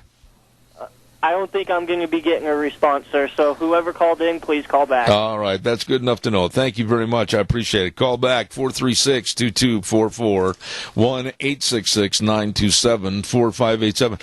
What happened here in the last 5 minutes? Holy man, the weather really started to swell up here at the ranch. Hey, don't forget, Thursday, the Idaho Irrigation Equipment Show and Conference will showcase the latest information in irrigation industry. Now, this is a free event. I love that word, free event. This Thursday, January 12th, from 8 in the morning till 4:30 in the afternoon at the Best Western plus Burley Inn and Convention Center, 800 Overland and Burley. No registration fee is required. They're going to have over 50 irrigation equipment manufacturers, dealers, and distributors there. They're going to have technical seminars, lots of good classes. You don't want to miss this. It's an absolutely very interesting seminar, show, and conference. The Idaho Irrigation Equipment Show and Conference this Thursday at the Burley Best Western Inn. Let's see if that caller called back. How about it, Wheels? We got anybody on that line? I haven't gotten anything yet, but I'll keep you in tune. You know, I appreciate that, my young man. By the way, is it any easier getting to the station this morning than it was the day before? Yeah, it was a little bit easier. I came in about 7:40, and I actually was able to get in the green door over here for the station as well, and I wasn't slipping and sliding my wheels all over the place. But, you know, I don't mean to laugh, but I've got this vision in my mind of you halfway up that ramp and then droom back down, droop back up, droom back down. You could spend a half a day trying to get in the door. I could. It's kind of like when you watch on TV a person going out on skis for the first time in a ski rink or a skating rink. That doesn't look very good. You should have seen me yesterday in Twin Falls trying to get out of my car, and I didn't look before I parked the car, and I was right smack dab on a solid sheet of ice. And here I was trying to get out of the car with my legs starting to slide sideways, holding onto the top of the door in almost a horizontal position, and yelling for my blushing bride to come save my life. I hate ice. I'm kind of like you, where I could just picture it. You doing that. I feel like maybe I should go buy you some studs and surprise you with them. No, I tell you what, then I'd forget and not take them off before I walked across our carpet and really get in trouble. Hey, coming up next hour, we've got Dr. History, and then at 10:30, we're going to be talking to Dr. Andrew Jacobs. This man is really interesting and has a book called Just Let 'Em Play, and we're going to be talking to him. We got a lot of things cooking. I can hear Dr. History out in the other room. He's talking to Goober. And we'll be back, but right now we're going to go to the CBS News, and old Wheels is going to take us up to news time. Thanks, Wheels. Take it away, buddy. Oh, here we go. Hour number 3, Zeb at the Ranch, and I'm Zeb Bell with our major sponsor, your Magic Valley Les Schwab Tire Centers. All 7 locations serving you. Stop in and see them today. And along with some of our great advertisers like Western Waste Services, always at your disposal. Call, get on the route service, get rid of your garbage, 734-6969. Don't forget, big irrigation show. Doc, you better listen up. You've got a great big, what are you running, about 1,000 head of cattle right now? The Idaho Irrigation Equipment Show and Conference will showcase the latest information in the irrigation industry. This is really going to be a neat deal. It's this Thursday, and it's free. Free! From 8 to 4:30 at the Best Western plus Burley Inn and Convention Center, 800 Overland and Burley. No registration is required, and they're going to have absolutely, I looked through this list of some of the different classes and seminars and everything. It's going to be phenomenal. So don't miss this, the Idaho Irrigation Equipment Show and Conference this Thursday at the Burley Best Western Inn, starting at 8 o'clock. It's time now for Dr. History, and he's brought to you by our dear friends at Minnecasia Sales, 1321 East Main Street in Burley, right across from the airport. Zoom! boom, there goes an airplane. And the number to call, 878-2091. Zach and the whole crew serving you at Minnecasia Sales. And now, here he is. He acted a few moments ago like he was in complete disarray, but he's organized now. Dr. History. Good morning, sir. Good morning, Zeb. How you doing? Not as good as you. Oh, well, it was a wet ride out here today. Really? Lot of water going over the road. You know what? And urge everybody to be careful. Don't try to check the depth with your tires. No. But at least it's not freezing, and it's not too bad out there, really. Yeah. So you have a story this morning that is really kind of intriguing to me because it actually in history didn't occur just once. It happened twice at the same place. It did. And we're going to talk about the second event. So, for decades, the free-roaming Comanche, Southern Cheyenne, Kiowa, and Arapaho had been pushed into an increasingly smaller territory. I mean, they in the Southern Plains. They just kept getting pushed smaller and smaller. And just as troubling were the dwindling numbers of buffalo, which were, of course, we know, essential to the tribe's survival. Mm-hmm. When hide hunters started to invade the country around the Texas Panhandle. Can you think of a worse job than being a skinner? All day in that heat? Oh, man. I mean, those people just, I don't know what they got paid, but it wasn't even close enough. It wasn't enough. So, but this is in the Texas Panhandle. Now, they sometimes call that the Staked Plains. Have you heard that? Yeah, I have. It's called the Staked Plains. Anyway, this is where they were, and they threatened the last large herd of buffalo on the Southern Plains, and not willing to let the white man just slaughter their food supply or invade their homeland. Well, what would the Indians do? Absolutely. They're going to fight back. Absolutely. So, and who can blame them? So, a council of war was held in the spring of 1874. Now, as the tribes were camped near the Washita, hide hunters had been getting bolder and bolder, and something had to be done. They had to stop them. Yeah. So the buffalo was not only a symbol, the buffalo was a way of life. Yeah, they needed it for everything. Yeah. I mean, it provided food, clothing, shelter. The free Roman tribes were joined by reservation Indians who were fed up with confined living. Now, when I say free roaming, I hope people understand those are the guys that did not go onto the reservation. That's right. So they were joined up with some of these guys that were on the reservations that were fed up with the confined living, the promises that were broken, and a lot of these Indians on the reservations were starving because of the corruption in the government. That's right. I mean, promises were not enough to keep them alive, and a so-called month's supply of rations usually was only good for about 2 weeks. And a lot of it was bad food. Yeah, and again, thanks to skimming and payoffs.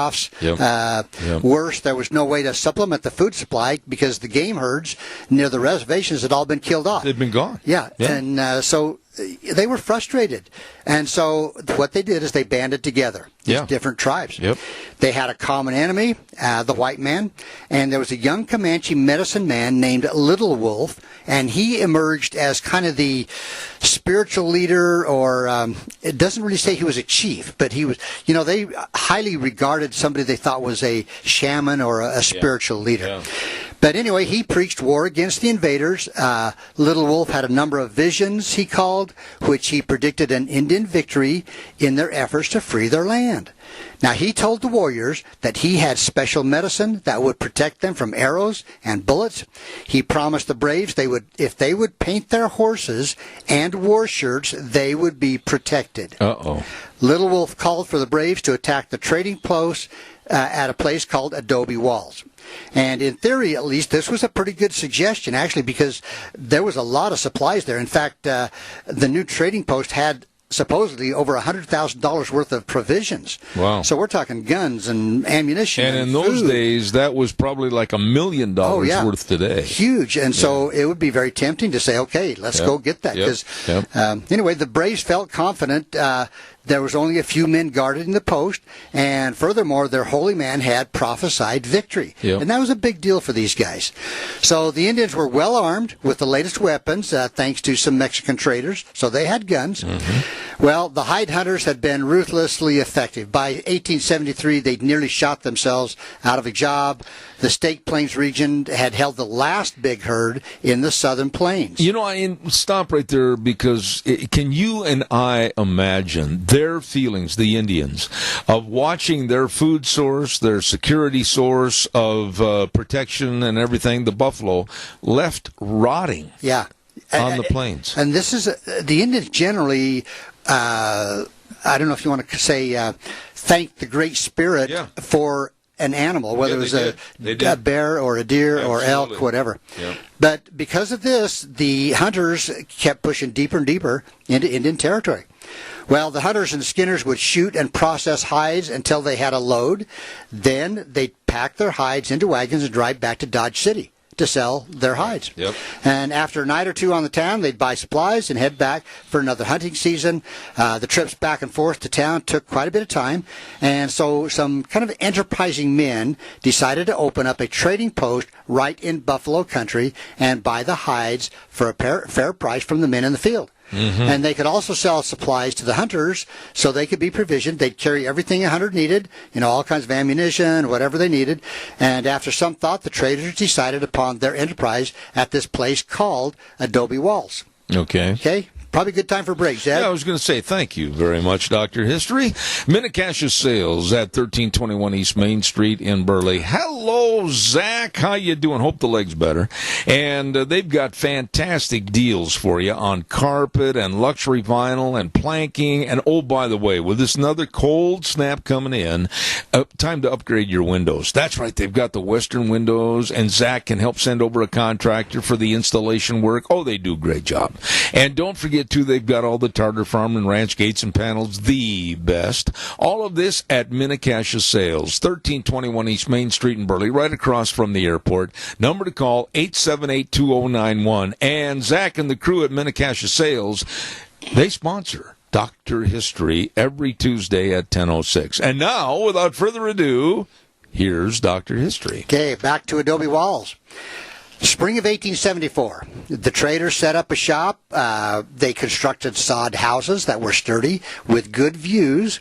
They built stores, a saloon, which was essential, a blacksmith shop, of course, among other things. And these entrepreneurs brought in supplies worth a small fortune. Like I said, $100,000 worth. 30 wagons of provisions. They planned to load up the empty wagons with hides and truck them back to Dodge. I mean, it was a good plan. Yeah. So then they'd fill the wagons with supplies and start the process over again. And business was actually pretty good for a while. The hunters came and went. They dropped off their hides. They picked up supplies. Some even came to the post to sleep, sometimes to stay overnight.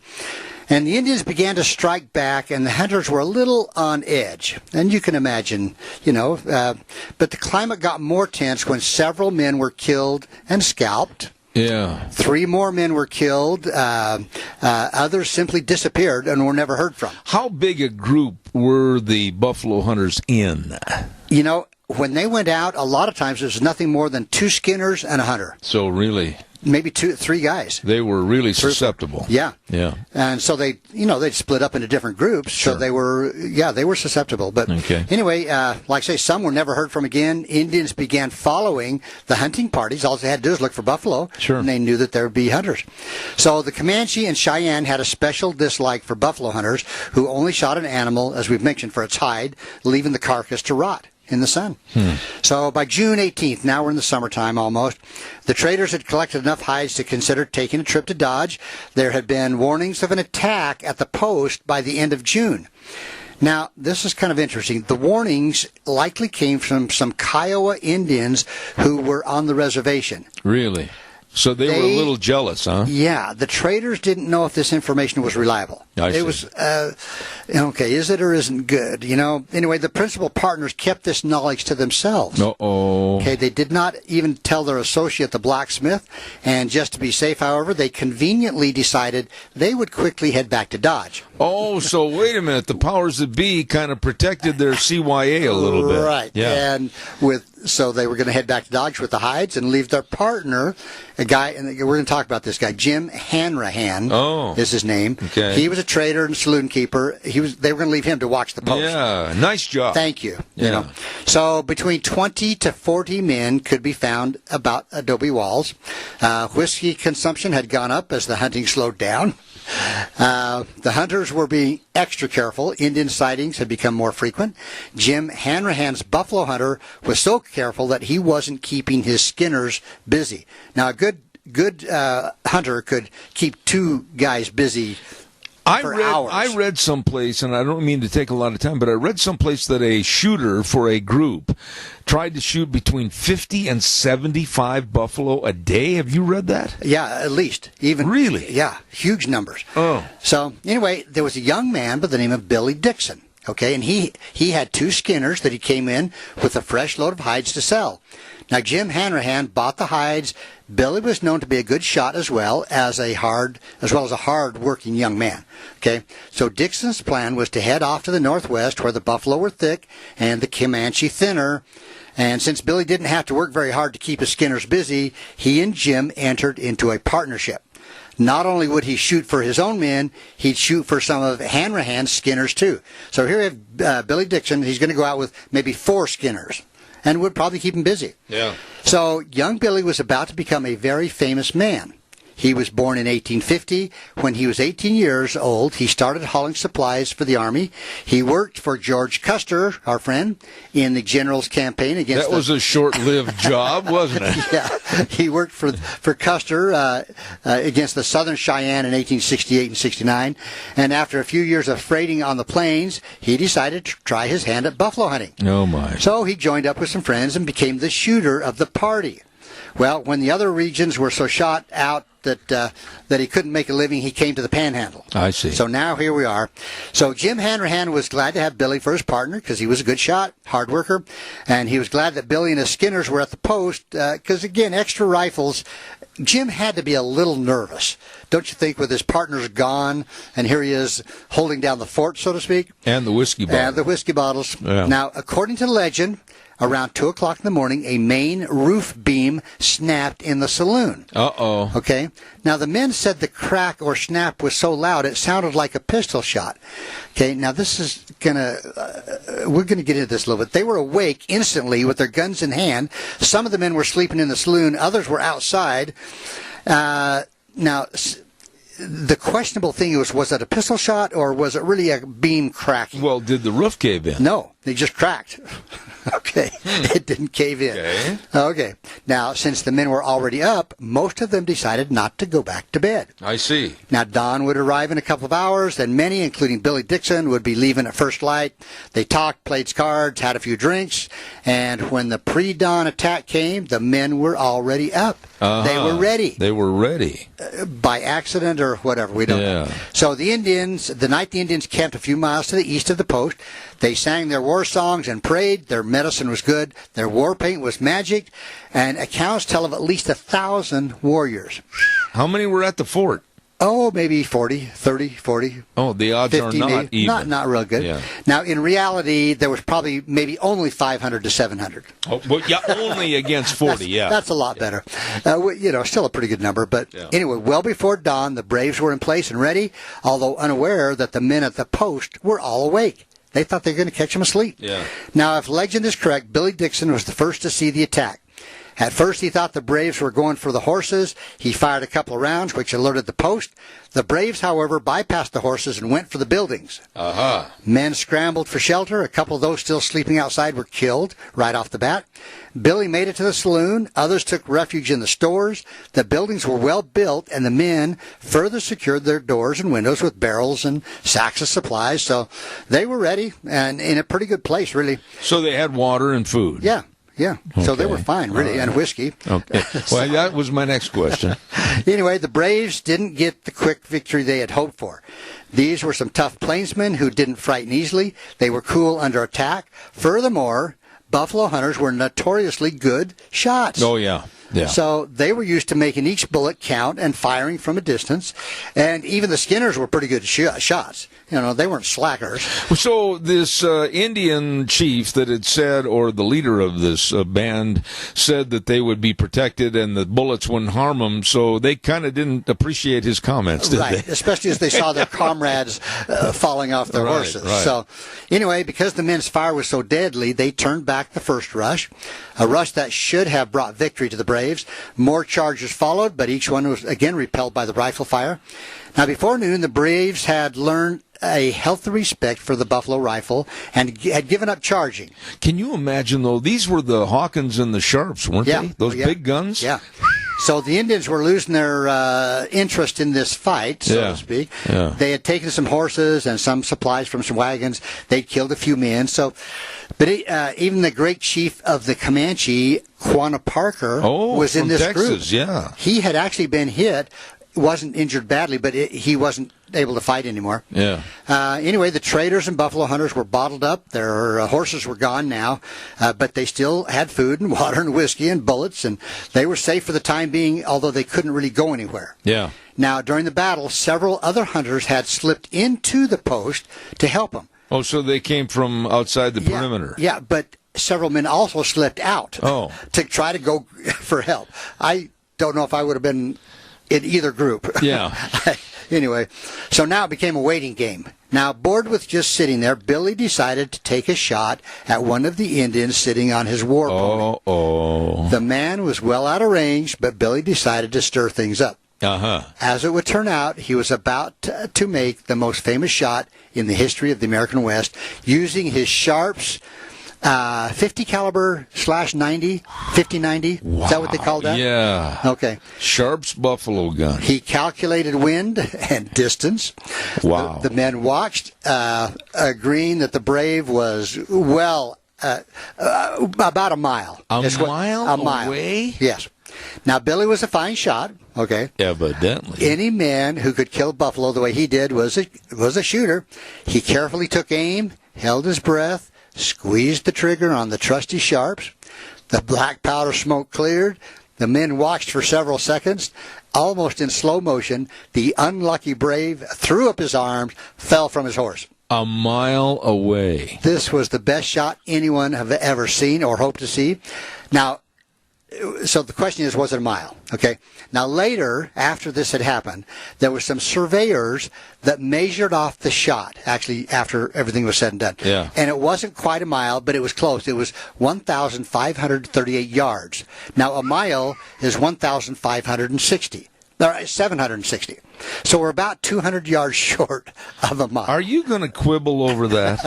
I'm going to call it a mile. Oh, my goodness. Yeah. I can't even... Well, I won't get into that. I can't even see a mile. I know. Well, now, to Billy Dixon's credit, he never claimed it was more than a lucky pot shot he took to break the boredom of the long siege.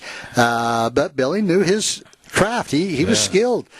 And anyway, the buffalo hunters were so deadly that the Comanches were mostly kept to 300 yards after the first morning, and 20-some men could hold off 500 or more attackers. That was something. I mean, but again, these Indians were up against the best of the best. Yeah. So anyway, as soon as reinforcements arrived, the battle was officially over. The Indians broke into smaller bands and went on a kind of a bloody rampage in a 4-state area: Texas, Kansas, New Mexico, Colorado. They'd lost this battle, and so other people suffered because of what these buffalo hunters had done. Yeah. They lost the war, but not before they'd killed. They went for about 2 months and killed a lot of white people.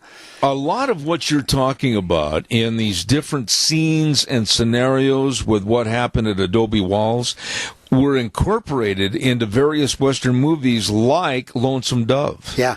Yeah. Well, they figured there was over 100 white people killed during the next 2 months. Yeah. And Little Wolf, the medicine chief, he was dishonored by the Comanche people. He was the one that said the bullets wouldn't hurt him. Well, let me tell you what they started calling him after he no longer entitled to. Can you say it on the radio? I can. He became known as Coyote Droppings. I don't mean to laugh. Yes, I do. From Little Wolf to coyote droppings. Yeah. Now he had an excuse though. Okay? He claimed that the Braves had broken his magic when they killed a striped skunk on the way to the battle. Well, that does it every doggone time. You do not want to kill a striped skunk. Yeah. I don't know what other kind there is, but anyway, the traders and buffalo hunters won what has now been called the Second Battle of Adobe Walls. Really? Now, even though they succeeded in driving off the Indians, the traders decided that Adobe Walls wasn't a safe place to have a post any longer. Jim Hanrahan abandoned his establishment. Can you blame him? Loaded up his supplies, went back to Kansas, Yeah. and actually, as soon as the post was abandoned, the Indians came in and just burned anything that was left. Yeah. And anyway, this shot. Where was it exactly on the map? Do you remember? You said the Panhandle. Was it up in? It was in North Texas, wasn't it? Yeah, it would have been up in that. Yeah. What they call the state. Because plain. you mentioned Quanah Parker, and Quanah Parker was a highly educated, by the white people, Indian, and was a great leader. Yeah. Now, people think, they wonder about this myth of the 1 mile shot. Yeah. Okay. And so was the shot possible? Okay. I've got just a few facts here. Okay, real quick. I've got a minute left. Okay. So, the Sharps rifle had a 670 grain bullet. Now, I don't understand grain and one thing and another like that. I don't either. But the average deer hunting bullet nowadays, by comparison, averages 150 grains. Ooh. So it's considerably lighter. What a punch. So he was shooting a slow, extremely heavy round. Yeah. Okay. Now, there's a guy that set out to see if Dixon's shot was technically possible. So he used a Sharps 5090 with a 675 grain cartridge, and his experiment proved that such a shot was possible. And the thing I find interesting is the barrel of the Sharps rifle had to be elevated 35 degrees. Wow. So, it's like shooting uphill. Shooting uphill, but it was indeed capable of this shot. Wow. So, I know there's been other shots in military with our modern. Amazing. But there you go. You hit a home run again. They just served him a curveball, and he hit it out of the park. Dr. History. And brought to you by Minnecasia Sales, 1321 East Main Street in Burley, right across from the airport. Zach and the whole crew, absolutely the greatest people in the world at Minnecasia Sales. Every Tuesday bringing you Dr. History. Doc, don't leave. I got to talk to you in just a minute. Ladies and gentlemen, before we send it back over to our main studios for the break, I want to remind you, too, on Thursdays we have a special segment called Cassia County School Days, and it's brought to you by some wonderful, wonderful people. A Child's World at 1308 Overland and Burley, and the Ambulatory Surgery Center at 1344 Highland, and the number is 677-8888. Don't forget, at A Child's World, they're having all the winter clothes off, 40% savings. Woohoo! Wow, get in today. And don't forget, too, at Ambulatory Surgery Center, the only place in southern Idaho that has glaucoma surgery available and the life-saving colonoscopies performed every week. A Child's World and Ambulatory Surgery Center bringing you School Days in Cassia County. Thank you. On Thursdays at 10:10. We're going to take a break, send it back over to our main studios. I'll be right back. And now, back to Zeb at the Ranch on AM 1230 KBAR. To reach Zeb, call 436-2244 or toll free 1-866-927-4587. And now, here is Zeb Bell. Oh, we're going to have our guest with us in just a moment, but I want to remind you about Lee's Furniture, Floors, and more with a huge, I mean really big, inventory crunch. It's a clearance sale where you can save up to 75% store-wide. Oh, my goodness, floor samples, closeouts, all kinds of great savings to you. They're sacrificing all the clearance items at drastically reduced prices. Stop in. Need a mattress? They've got them at prices that are extremely low. All your flooring, all your furniture. I mean, look at this. Sectionals for $7.89 and reclining sofas and love seats, $14.99. Sofas, $3.99. Oh, my goodness. Don't walk, run right now down to Lee's Furniture, Floors, and More at 459 Overland in Burley. They are waiting to help save you money. Stop in today. Right now, I've had this gentleman on my program in the past, and I really want to get his book. I told him the last time he was on the program I was going to go get his book, and then we had all kinds of things come up, and I didn't do it. It's a book called Just Let 'Em Play, and we have the author, Dr. Andrew Jacobs. Good morning, sir. How are you? Great, Seth. How you doing today? Not too bad. I think we'll start this segment over by kind of talking a little bit about the book and where they can get it and exactly what the book is, what it's about, and what you want them to take away when they close the last page and cover of your book. What do you want them to remember? Well, the book, Just Let 'Em Play, Guiding Parents, Coaches, and Athletes for Youth Sports, I've written with three-time All-Star pitcher Jeff Montgomery, the Kansas City Royals, and Hall of Fame swim coach Pete Malone, who has coached 5 Olympic gold medalists, but more importantly, coached over 10,000 kids. We also have a chapter in it by Dr. Steve Joyce, who was for over 30 years the orthopedic surgeon for the Kansas City Royals. And basically it's a guide, Zeb, to help parents and coaches deal with the whole world of youth sports. And we touch on everything in there, from how to sign your kids up for the right team, how to deal with coaches who get out of control. We talk about sportsmanship. We talk about the whole importance of picking a coach and a coach's role, a parent's role. We spend so much time in the book discussing communication and the importance of communication, of understanding why should your kids play sports. Today, so many parents have this idea in their mind that if their kids start playing sports and they get good at it, they're going to get a college scholarship or they could even be professional. And the statistics show that the chances of that happening are very slim. I'm not saying it won't happen, but they're very small. Absolutely. So what we talk about in the book is basically how to make sports fun, how to make the environment a situation where you gain things, learn, and grow. My favorite chapter in the book, Zeb, is the 3rd chapter. It's called Embracing Failure Can Lead to Fun. And I have that chapter in there because, to me, that's the most important thing that we can learn about sports, is when you screw up. Because we're all going to fail. You know, I have all these clients that come in my office and tell me they're a perfectionist. And then I'll say, well, who have you met who's perfect? And then they look at me with this blank stare, and, well, Doc, nobody. Then I said, well, why are you trying to be that way if nobody can be? Right. And I think a lot of that comes from the pressure that kids face today in the world of youth sports to be better than everybody else and to win. And it's not about that. It's about the experience. So hopefully when you put the book down, you'll have picked up some pointers and have gained some guidance on how to make the experience a fun experience, a learning experience, and a growth experience for both you and your kids. Yeah, but, and I go, yeah, but, for a reason, Andrew. By the way, I never have asked you, which do you prefer to be called, Dr. Andrew or Dr. Jacobs? You know what, Zev? I've been called everything and words you can't say on the radio, so you can say whatever you'd like to call me. All right, well, let me just say this. You know, that concept of let's play, let's enjoy it, let's have fun, that's all well and good. I agree with you 100%, but here comes the caveat. Today, with the big money and the pressure in sports to excel and be the best, to maybe make a career out of it, that has changed a lot of things. Wouldn't you agree? Yes, but here's the whole thing. And I've been a sports psychologist for 36 years. I just this Sunday began my 26th year on radio here in Kansas City talking about this stuff. And I've had the privilege to work with the Olympic team, professional teams, college teams, high school teams, youth sport teams, the whole gamut. And I can tell you, I can guarantee you that if you focus on the process and you work on getting better, and you work on self-improvement, and you focus on what you can do every day to improve yourself, winning will come down the road. It may not come right away, but the winning will be there.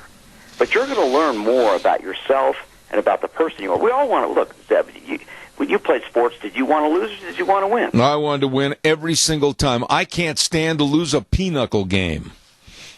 Yeah, well, and neither can I. Okay, but the fact of the matter is, you have lost some pinochle games, haven't you? Yeah, I have a hard time finding partners. But here's the deal. We're all going to screw up. I mean, Nick Saban lost the national championship game last night, first time in a national title game. Yep. He's now 5-1.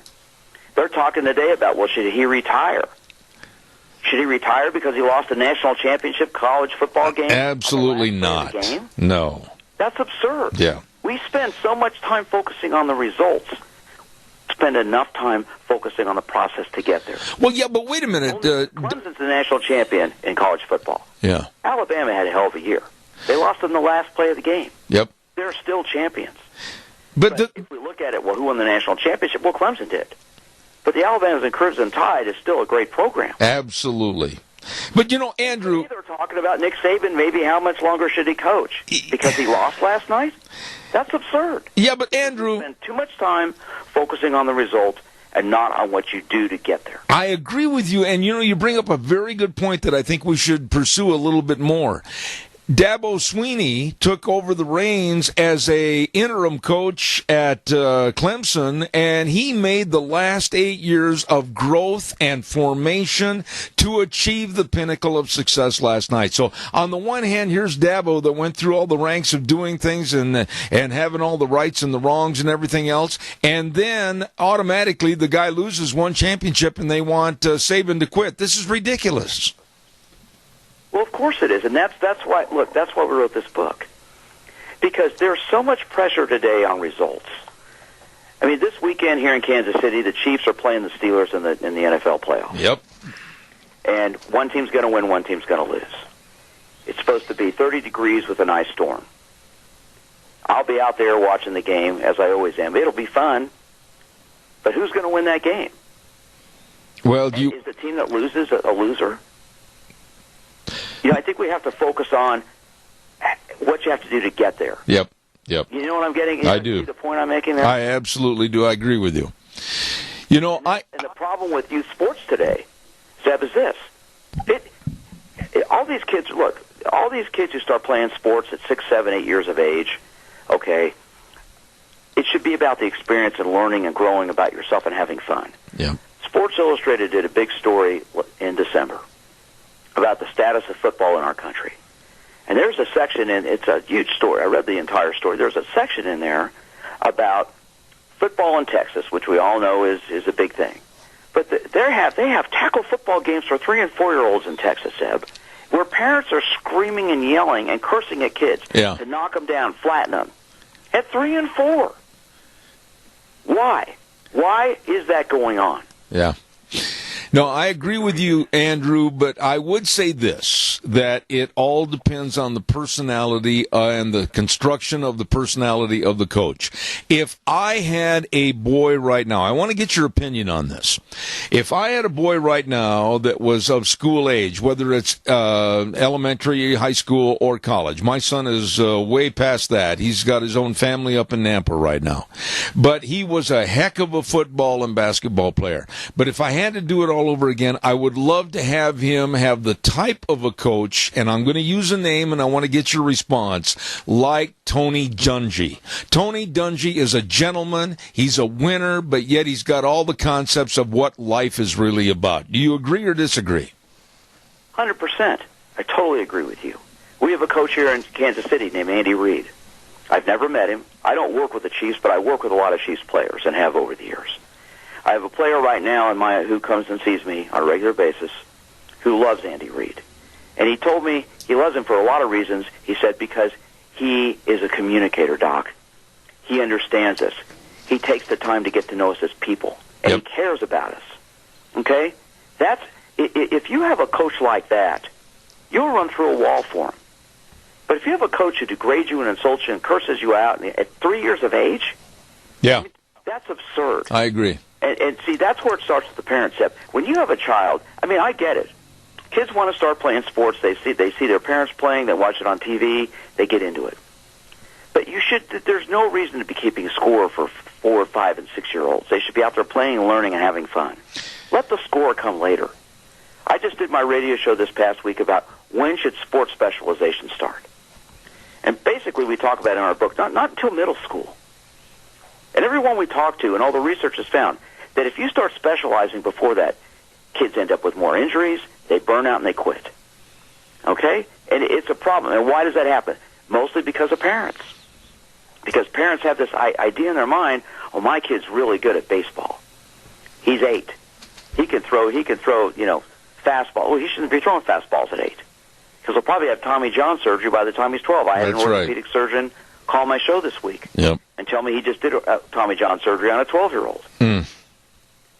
There's so much pressure today to be so good before you need to be good.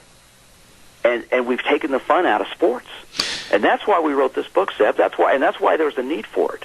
There's the need for people to understand. I mean, first of all, why are there sports leagues? Let me ask this question, Seb. Why are there sports leagues for 4- and 5-year-olds?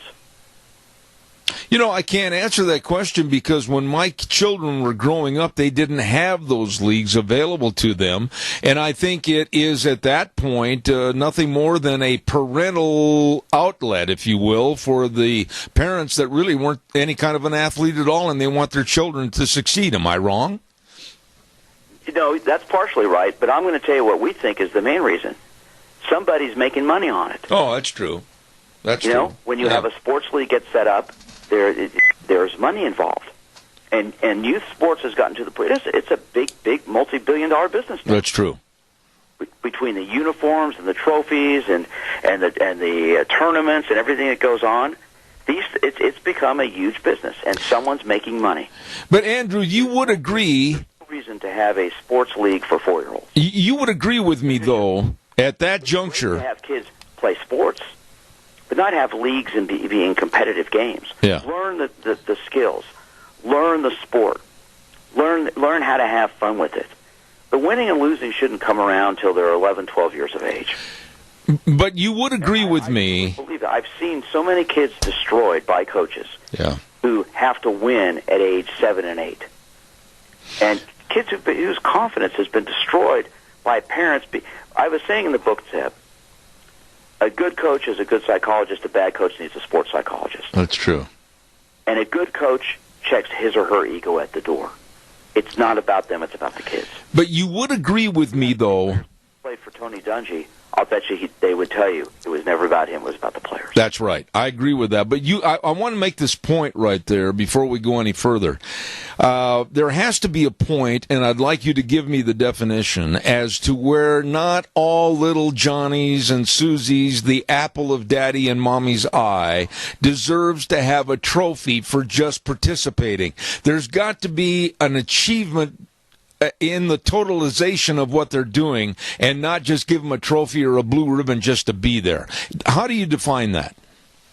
Well, we address this in the book as well, and it's a great topic and one that's been talked about a lot in the last couple of years. We don't have any problem, in our opinion, when a young person signs up to play in a sports league or sports team in first or second grade, kindergarten. The first year they play, to give them a participation trophy the first year. That's fine. Let them get that. Let them get a reward that allows them to feel something, something materialistic they can hold on to. But after that, they don't need that anymore. After that, it's not about getting some trophy, because all those end up in boxes in the garage or the basement or the attic or sold in garage sales. That's right. They're meaningless. It's what did you gain from the competition? What did you gain from the experience? What did you gain from playing that sport? Those are the true lessons you're going to take with you. Those trophies are just materialistic things that have no meaning. Absolutely. It's what you gained out of that. And that's where, to us, we try to focus on that with parents and coaches talking to your kids about what did you learn? Zeb, when someone comes to my office, we set up a mental game plan for them to work on. What are the goals you have? And what do you have to do to be successful? I talk about preparation, focus, attitude, and confidence as the keys to success. And we talk about getting prepared. I'm a very big believer in goals. But most importantly, I'm a believer in non-materialistic goals, the things you can't measure, building your confidence, getting a better attitude, being a better teammate. You can't measure those things. How many games you win or how many points you score is irrelevant. When you walk into my office, I have a sign, a picture, a framed picture. It says, Babe Ruth struck out 1,330 times. That's true. It's the first thing you see when you walk in my office. Uh-huh. Why do you think I have that right in your line of sight when you walk in? Well, I would imagine because you want to correlate the people that he was not a Superman. He was not 100% effective, and he had his pits, his highs and his lows just like everybody else. Yeah, he failed a lot. He failed a lot. And, 2 years ago, Kobe Bryant broke a record. Yep. Most missed shots in the history of basketball, the NBA. That's right. people don't, when they think about Kobe Bryant, that's not what they think about. Let's face it, he shot the ball a lot, but he wasn't afraid to screw up. Yeah.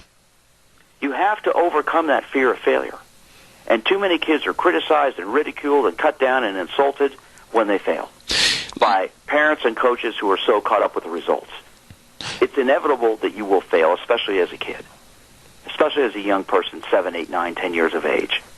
And you have to make that a learning growth experience rather than some kind of critical, condescending, confidence-destroying scenario. Absolutely. That's why we wrote this book, Seb, because people need to understand that. Kids' lives are being affected by parents' obsession with winning and winning championships, and more so about not having the fun along the way. Let me ask you one final thought here, Andrew, and I'm almost out of time, so keep it relatively short. But I want to go and progress to what happened this past weekend, and I'm not going to elaborate on the story, but some of the Giants players, Beckham, etc., they had gone out on some wild boat parties and everything before the game with my Green Bay Packers, and quite frankly, it showed because they weren't catching anything that was in easy catching distance. What about the me over the team? It seems like the pros, more or less today, it's more me than it is the entire team. What are your thoughts on that? It starts with the leadership and the coaching and the people in charge. The Giants let them do that. They let them go. They knew they went. Okay, there are a lot of teams that wouldn't allow that. It depends on the leadership. And to me, did that affect their performance? That was on Monday. The game was on the game was on Sunday. Sunday, right? Yeah, right. Did it affect it? Obviously, it looks like it did. But I think in the end, it's this. I think it's an issue of maturity. And if you want to win a championship, you have to balance out your personal life with everything else. You have to set your priorities straight. I agree.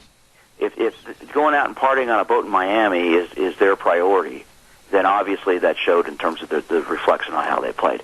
Do I think that's why they didn't play well? Not necessarily, but did it play a role? Probably did. And I think that's where the leadership from the top comes in and setting guidelines and rules on what's allowed and what isn't. I totally agree with you. The concept was given to me the other day after the game, and somebody said, boy, you're sure lucky that the Green Bay Packers won that game. And I said, why? Well, the New York Giants receivers, they dropped a lot of passes, and they didn't do this, and you're lucky. And I said, no, I'm not lucky. Green Bay caught their passes. Green Bay made their passes, and they made their runs. There was no luck involved. It was the better team executing in a more professional manner. Would you agree with that? Listen, I mentioned the word maturity, and I think that has a lot to do with it. And Odell Beckham has a lot of growing up to do. He's obviously an extremely physically gifted young man, but I think he's going to, if he is a smart young man, he will learn a lot from his behavior this season and change it around, which will allow him to be a much better player and person. I agree. We've got a quick telephone call, and it's got to be very short, caller. Go ahead quickly, please. Well, we know what happened with Kaepernick and the 49ers this year. But nobody's talking about what happened with Jerry Jones and the Dallas Cowboys. When he set them all down with the team meeting and said, there's not going to be any of that because there's not one player here that's more important than the team, and you'll be gone if you do that. I appreciate your comment, and I'll have Doctor quickly respond. Go ahead, Andrew, if you would, real fast. Like I just said, it starts with the leadership. Yep. Okay, when the whole scenario this year with the NFL with the kneeling during the national anthem and all that, there were teams that didn't allow that. There were teams that said it's unacceptable. If you do it, you're not part of the team. This is a team approach, and I think once again, it's about maturity, it's about leadership, it's about communication. Absolutely. Colin Kaepernick has every right to express himself and his opinions, but I think he should be doing it outside of the 49ers scenario. Personally, not during games and all that. I think he's making a statement, and some of the things he's saying make a tremendous amount of sense. But I think it's divided that team. If you look at the end of the year and the results, there's a lot of validity to what that caller just mentioned. Absolutely. I've got to run. I'm sorry I'm late. Please come back. Dr. Andrew Jacobs with his book, Just Let Him Play. Outstanding individual. Look forward to having you back. God bless. Thank you very much. Thanks, Eb. Take care. Take care. Thank you. Holy smokes, we got to get a weather forecast on in here real quick, brought to you by Scarrows Meats, 331 North Road, Jerome. The number to call, 324-7657. They are changing the way we eat, one delicious bite at a time. You got to try that oven-ready marinated prime rib. It's delicious. All their meats are delicious. Call them today. Find out more. 324-7657. Scarrows Meats over in Jerome. Here's Gina with the weather. It's going to be another wet morning with rain and snow mix. Good morning. Here's your weather for Zebit the Ranch. We are expecting anywhere from 1 to 3 inches of snow/rain for today. Plus, it's going to be windy out of the west, right around 16 miles an hour. We are expecting a high of 37 for today. Tonight, rain and areas of freezing rain possible. Still going to be on the windy side. We're expecting a low of 36. For tomorrow, more rain and snow expected in the forecast. Some clouds will give way to mostly clear conditions by tomorrow night. We are expecting a high of 38 with an overnight low of 19. For Thursday, keep our fingers crossed. We're going to see some sunshine. We are expecting mostly sunny skies, but it's going to be dropping in temperature to a high of 27 with an overnight low of 10. That is your weather for Zebit the Ranch. Appreciate it, Gina. Thank you, and brought to everybody by Scarrows Meats, 331 North Road, Jerome. They are changing the way we eat, one delicious bite at a time. Call them at 324-7657. Oh, my goodness sakes, we're running a little bit late, and I want to remind everybody about our major sponsor, your Magic Valley Les Schwab Tire Centers, all 7 locations. I mentioned the other day about this winter driving resource guide they have. It's absolutely a neat little publication on how to put on tire chains in the winter in the snow, and talks about how to test whether your battery's good, bad, or going to die, or whatever it might be. They've got the best in snow tires, ice tires. They've got the very best in front end alignment, shocks and struts, batteries, brake service extraordinaire. All of this and more for safer wintertime driving from your Magic Valley Les Schwab Tire Centers. All the locations, including Lane and Rupert, Dave on Blue Lakes and Twin, Mike and Buell, Mike and Jerome, the Twist family in Paul, Daniel on Poline in Twin Falls, and Randy on Overland in Burley, the old Seahawk fan. Don't forget your Magic Valley Les Schwab Tire Centers. Holy smokes, we got a great day tomorrow. We've got Dave Beagle from Indianapolis, Indiana. We're going to start a segment tomorrow at 9:30 called Our Legislative Update with our legislators from up at the legislative session in Boise, Fred Wood and Kelly Anthon and Scott Bedke and the crew. They're going to be on the program. And then we're going to have, I think, we're still working on 10 and 10:30, so I'll have to figure those names out for you tomorrow morning. Thank you for listening. I appreciate your calls, all your statements, everything on this program. Zeb at the Ranch, and we'll be back tomorrow morning at 8:06 with more, all the way up until 11 o'clock here on KBAR 1230 AM, streaming live on the internet, zebbell.com. And remember, the way things were are the way things ought to be. See you tomorrow morning.